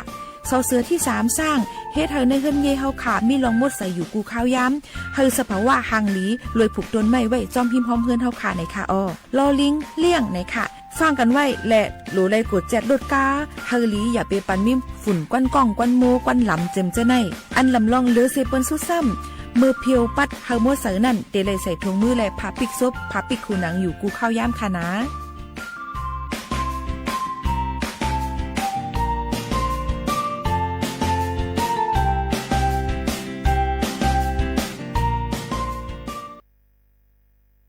มาถ่อมด้วยลองก้นในกันกวนค่ะย่ำพองจะเหลวนั่นเนี่ยค่ะเมื่อก่อนนั่นมีเจ้าภูผ่านสร้างเฮ็ดเป็นกว้ายตัวหนึ่งเสว่าเมื่อเตเลยไทยให้ไทยหน้าเฮ็ดเลี้ยงก้นกูวันตั้งกินเมื่อนั่นซ้ำเตเลยกินเยอะยาเตปันอาศักอยู่เศร้าตาเมื่อ50 ปีในเย้าค่ะกำนั่นกว้ายก็จังถามขึ้นว่าจังเทียงขึ้นว่าคาเลยเฮ็ดกันเฮ่อหยับป้อด่านนายนั่นเสียเย้าสมว่าเตเลยกินเยอะกว้ายแต่เตเอาแต่20 ปีกล้วยเย้าค่ะอันเหลือนั่นเก็บไว้ขึ้นคาแลในเย้าผู้ผ่านสร้างก็พร้อมจอมขอความกวายนั่นอยู่เย้าค่ะถึงแทงว่านึงผ่านสร้างเฮ็ดเป็นลิงแทงตัวหนึ่งเสว่าหังลิงว่าเมื่อเตเลยเฮ็ดเฮาก้นยุ่มไหลโขไหลเตเลยเฮ็ดเฮาก้นมีตั้งมนเจอเตเลยคิดตั้งตู้เนี่ยตั้งกินของเมื่อจึงเป็นกล้วยเตปันอาศักอยู่เศร้าเมื่อ20 ปีในอยู่เย้าค่ะกำนั่นลิงก็เถียงขึ้นว่าเตไล่เฮ็ดให้เขามนเสื้อใจเสียเย้าซ้ำเตียเลยคิดตั้งตู้เนี่ยเย้าเตียเลยกินกล้วยได้10 ปีกล้วยก็ติ๋มเป็นปอเย้าว่าไหนเสผู้ผ่านสร้างก็พร้อมจอมขอความลิงนั่นอยู่เย้าค่ะ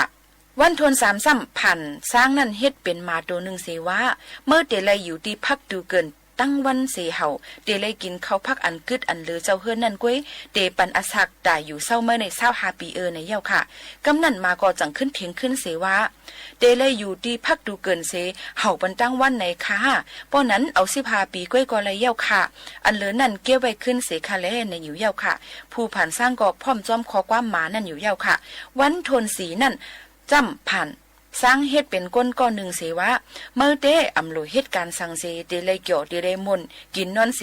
คำจี้จิมมึงก้นนั่นก้วยเตปันอาศักได้อยู่เศร้าเมื่อ20 ปีในกำนั่นก้นก่อเถียงขึ้นว่าจัดปานดีตานในอาศัก20 ปีในนั่นอำปอดนาคา5ผู้ผ่านสร้างก็เย็นอยู่อำตักเสียงสังกำนั่นก้นจังลาดตีผู้ผ่านสร้างนั่นว่าเฮ็ดในอำลีคา5กวายสัมปันขึ้น30 ปีเลี้ยง30 ปีมา30 ปีเจอนั่นปันคามดคาแลป้อจึงนั่นในจึมคาก็อยู่เลย70 ปีเย้าอ่อนในอยู่เย้าผู้ผ่านสร้างนั่นก็พร้อมจอมขอความก้นนั่นอยู่เย้าค่ะย้อนนั้นกบสั่งแลเมื่อเตอาซากเฮาค่ะ20 ปีนั่นเลยอยู่เกี่ยวกินมนเสในข้าวย่ำ30 ปีนั่นซ้ำเหตุการณ์เล่งนาเฮินหนังโวหนังควายแทง10 ปีซ้ำลือเฮ่อเสหยอกลูกหยองล้านหนังลิงนั่นเสเย้าแทง10 ปีซ้ำอยู่เฮิรนเสไปเฮิรนไหนนั่นขอตอบนั่นมีในขอถามนั่นตั้งหมดตั้งเสียงอยู่เย้าค่ะในก็เป็นลองเอาปุ่มก้นในเอามาฝากตอนจู้ถึงป่อแม่ปีน้องๆเขาให้เล็งยินถ่อมจ้อมกันว่า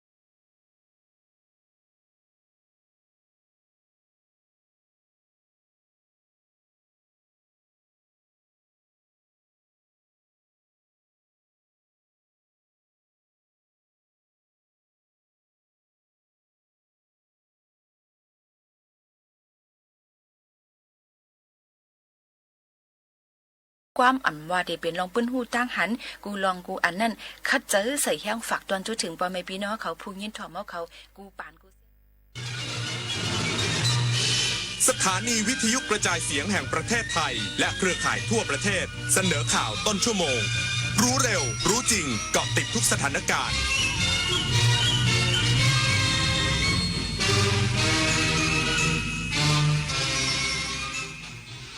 รับฟังข่าวต้นชั่วโมง 23 นาฬิกากับอานนท์ นันตสุคนครับ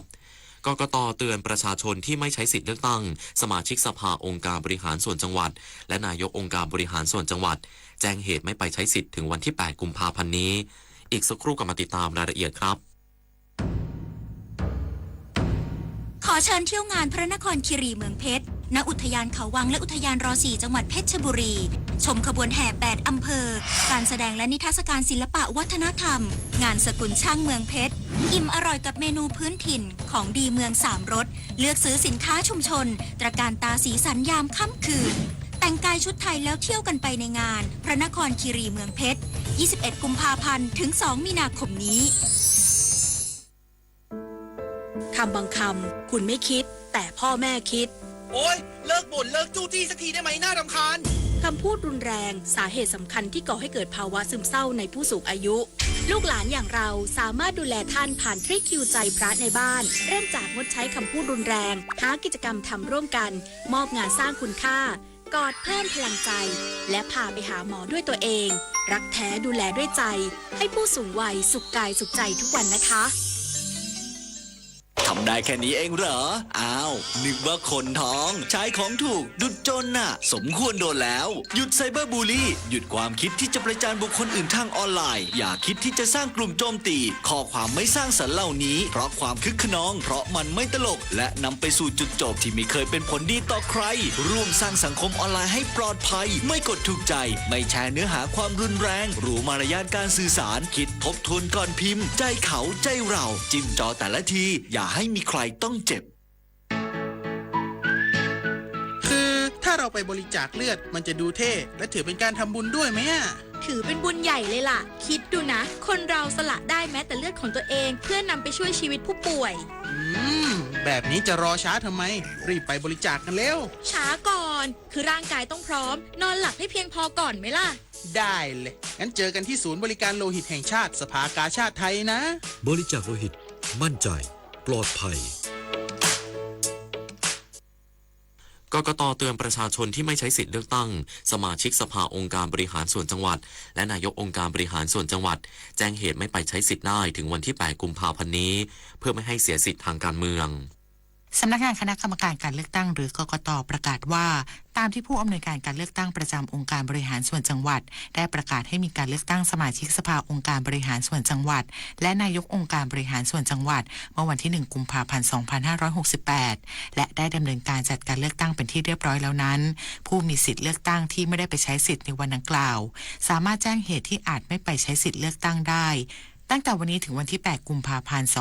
2568 ในช่องทางต่างๆได้แก่แอปพลิเคชัน Smart Vote หรือเว็บไซต์ www.etc.go.th เว็บไซต์สำนักบริหารการทะเบียนกระทรวงมหาดไทย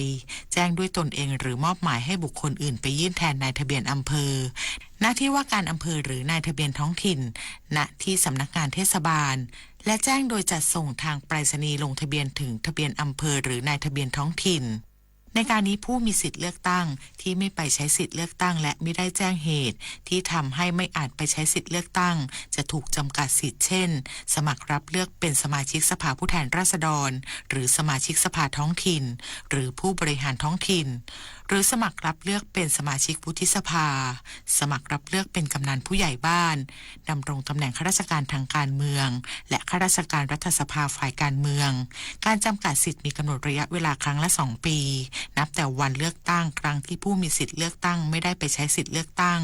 สามารถติดตามข้อมูลข่าวสารเกี่ยวกับการเลือกตั้งสมาชิกสภาองค์การบริหารส่วนจังหวัดและนายกองค์การบริหารส่วนจังหวัดได้ที่เว็บไซต์สำนักงานคณะกรรมการการเลือกตั้งหรือสำนักงานคณะกรรมการการเลือกตั้งประจำจังหวัดหรือสายด่วน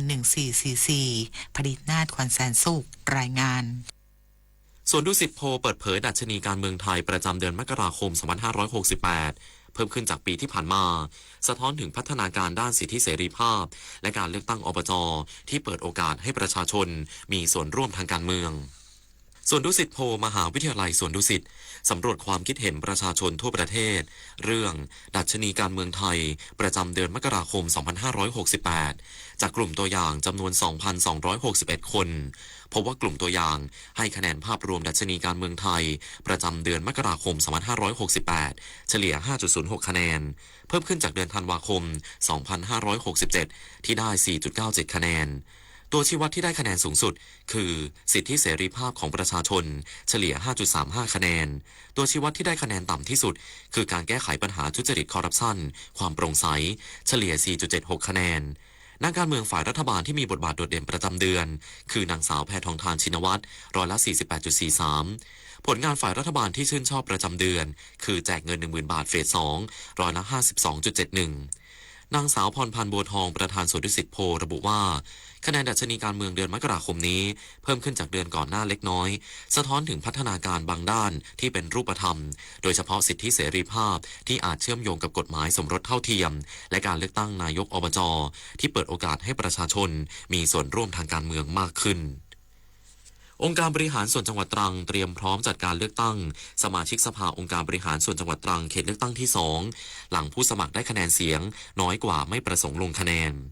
นายสิทธิศักดิ์ศักดิ์ศรีปลัดองค์การบริหารส่วนจังหวัดตรังผู้อำนวยการการเลือกตั้งอบจ.ตรังเปิดเผยว่าอบจ.ตรังได้เตรียมความพร้อมในการจัดให้มีการเลือกตั้งสมาชิกสภาองค์การบริหารส่วนจังหวัดตรังเขตเลือกตั้งที่2อำเภอเมืองตรังหลังผู้สมัครรับเลือกตั้งในเขตเลือกตั้งที่2ของอำเภอเมืองตรังมีคะแนนเสียงน้อยกว่าไม่ประสงค์ลงคะแนนโดยกำหนดเปิดรับสมัครผู้ที่สนใจสมัครรับเลือกตั้งสมาชิกสภาอบจ.ตรังตั้งแต่วันที่10 ถึง 14 กุมภาพันธ์ 2568 และได้กำหนดให้มีการเลือกตั้งใหม่ในวันที่ 16 มีนาคม 2568 ยศพร นะคะไกลศรีสวท ตรังรายงานจบข่าวอานนท์นันตะสุคนอ่านรับฟังข่าวครั้งต่อไปเวลา 6 นาฬิกาติดตามข่าวที่นำเสนอไปแล้วได้ที่ www.thainews.prd.go.th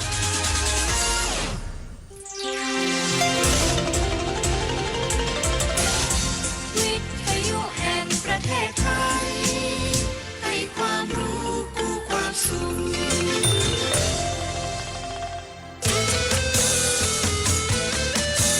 เรื่องราวในโลกดนตรีล้วนแล้วมากมีหลากหลายในสีสันเรื่องราวในโลกดนตรีล้วนแล้วมากมีหลากหลายในสีสันเส้นทางศิลปินสายนั้นเป็นเส้นทางสืบทอดมายาวนานเป็นเส้นทางสายส่องแห่งดวงตะวันผูกสัมพันธ์สุดซึ้งถึงผู้คน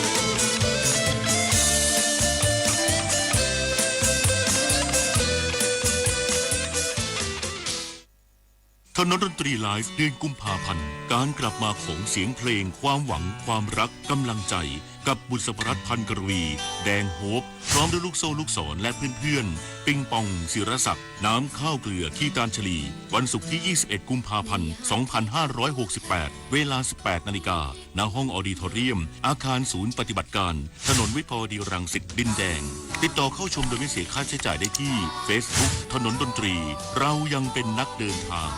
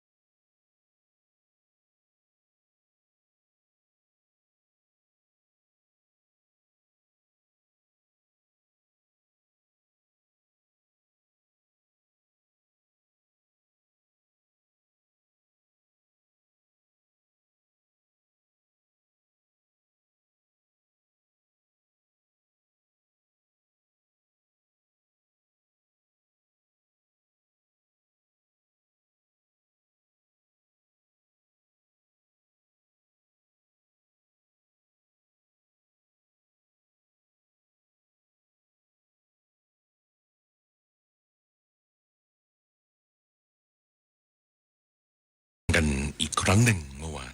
เมื่อสักครู่นี้เมื่อชั่วโมงที่ผ่านมาเปิดไม่จบก็เลยเลือกนำมาอีกครั้งหนึ่งที่มีผู้ฟังโทรมาทวงถามว่าได้เปิดไปเมื่อสัปดาห์ที่แล้วหรือเปล่าก็เปิดไปแล้วนะครับแต่ก็เปิดอีกครั้งได้ไม่เป็นไรนะครับมีในไลน์บอกฟังแล้วชื่นใจดีก็ใช่ครับถ้าเพลงที่เขารังสรรค์มาได้ดีแล้วก็ทำด้วยทั้งท่วงทำนองดนตรีแล้วก็ด้วยความประณีตแล้วก็เสียงร้องที่ดีอารมณ์ของศิลปินที่เข้าใจในความรู้สึกของบทเพลงนั้นดีก็จะทำให้เพลงนั้นออกมาน่าฟังและชื่นใจอย่างเช่นที่คุณโอ๊ตแมโจ68ส่งไลน์เข้ามาในไลน์ของทนดนตรีสมาชิก758ท่านอยากให้ถึงพันจังเลยนะครับแอดมินช้างน้อยพยายามกันหน่อยต่อไปเพลงในชั่วโมงสุดท้ายของทนดนตรีโดยผมพิญโยรุ่งสมัยและคุณสุภเริศธรรมฤดีควบคุมเสียงนี่คือวันนี้ก็มอบให้คุณสำหรับที่ขอมาทางไลน์และ0816346452 0816346452แล้วขอบคุณทุกท่านที่ส่งความปรารถนาดีคำเข้าใจแล้วก็ส่งกำลังใจกันมาขอบคุณมากนะครับบอกว่าให้เข้มแข็งแล้วก็ทำงานต่อนะฮะแน่นอนครับผมเต็มที่ครับนะครับก็ความสูญเสียความเศร้าใจก็เป็นประเด็นที่อยู่ในสิ่งหนึ่งของความรู้สึกแต่ว่าความรู้สึกในการที่จะเดินหน้าทำหน้าที่ต่อนี่คือมันยังมีเรื่องอีกเยอะเลยนะครับที่คุณพ่อต้องให้ทำหน้าที่ต่อเพราะว่าทั้งเรื่องของหน้าที่ของภาระลูกชายและด้วยก็เรื่องของผู้นำครอบครัวและสิ่งต่างๆที่จะต้องทำการดูแลน้องๆกันต่อไปกับลูกๆหลานแล้วก็เรื่องของการตั้งผู้จัดการมรดกเนี่ยนะครับชุลมุนวุ่นวายอยู่เหมือนกันก็เรื่องเอกสารเยอะมากนะฮะแล้วก็ต้องไปทำเรื่องของทางราชการของคุณพ่อนะฮะเรื่องลดลาทรัพย์สินอสังหาริมทรัพย์ปืนอีกโอ้ยมันทำไมมันเยอะแยะเหมือนกันนะครับก็เดี๋ยวพรุ่งนี้ต้องทำเรื่องเยอะนะครับก็ไม่เป็นไรครับก็แน่นอนหน้าที่ของคนที่เป็นลูกชายคนแรกก็ต้องทุกคนโตก็อย่างนี้แหละครับดังนั้นก็ทุกคนก็ถ้ามีจะที่คุณพ่อคุณแม่ยังแข็งแรงอยู่หรือว่าระหว่างที่เจ็บป่วยอยู่ก็ต้องช่วยดูเรื่องราวเหล่านี้ด้วยนะครับเพราะว่าถ้าถึงวันหนึ่งที่ต้องทำหน้าที่เนี่ยมันจะหายหนูไม่เจอหายนี่ไม่เจอนี่เพิ่งจะเจอทะเบียนบ้านตัวจริงของทางคุณพ่อแล้ววันก่อนทั้ง5วันที่ระหว่างวุ่นเรื่องงานศพนี้ไม่เจอเอกสารนะครับแล้วก็ต้องวิ่งไปสำเนาถ่ายตรงนู้นขอตรงนี้คัดตรงนั้นทางเขตทางอะไรก็เขาก็ยังออกให้ไม่ได้เพราะว่าต้องตั้งเรื่องของคนที่ต้องมาดูแลเรื่องสิ่งต่างๆที่เป็นเอกสารแล้วก็เป็นเรื่องของทรัพย์สินต่างๆด้วยนะครับเรื่องกับตัวคือตัวผมเองนี่แหละครับการเพลงไผ่สีกองปองน้ำเปลี่ยนแล้วก็ต่อด้วยดวงจำปานะครับจะเปิดเพลงหลายๆเพลงหน่อยนะครับตรงนี้เพราะว่าหายใจให้คอนไว้หลายๆเรื่องราวมันประดังประเดกเข้ามาในช่วงเวลานี้นะครับแต่เดินหน้าต่อนะฮะเข้มแข็งต่อไม่ต้องห่วงครับคุณผู้ฟังด้วยกันนะครับเป็นกำลังใจให้กับกันและกันทุกการเดินทางนะครับย้อนเวลาที่ผมยังหาไม่เจอเลยนะครับจากแพร่เดี๋ยวขอติดข่าวไว้ก่อนกันละกันนะครับ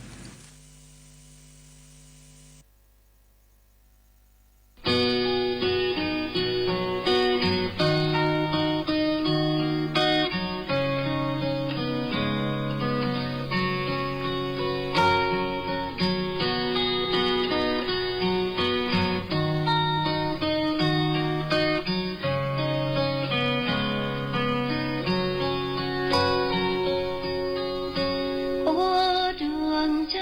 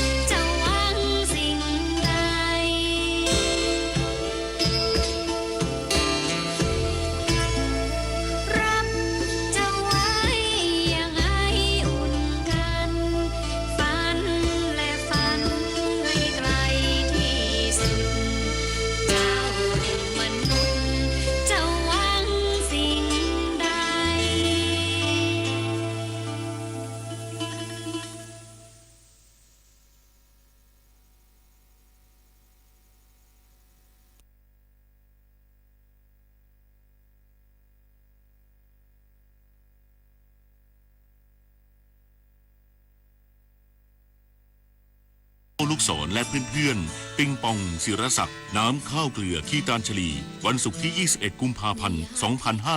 2568 เวลา 18 นาฬิกาณห้องออดิทอเรียมอาคารศูนย์ปฏิบัติการถนนวิภาวดีรังสิตดินแดงติดต่อเข้าชมโดยไม่เสียค่าใช้จ่ายได้ที่ Facebook ถนนดนตรีเรายังเป็นนักเดินทาง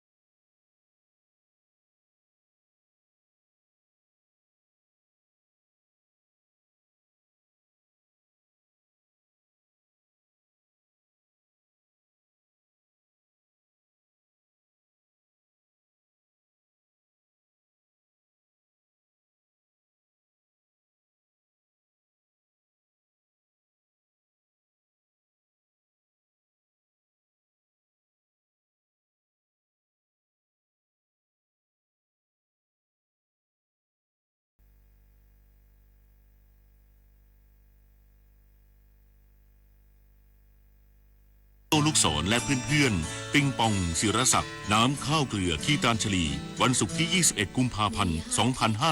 2568 เวลา 18 นาฬิกาณห้องออดิทอเรียมอาคารศูนย์ปฏิบัติการถนนวิภาวดีรังสิตดินแดงติดต่อเข้าชมโดยไม่เสียค่าใช้จ่ายได้ที่ Facebook ถนนดนตรีเรายังเป็นนักเดินทาง ถนนดนตรีโดยพินโยรุ่งสมัยสถานีวิทยุกระจายเสียงแห่งประเทศไทยทุกวันเสาร์และวันอาทิตย์เรายังเป็นนักเดินทาง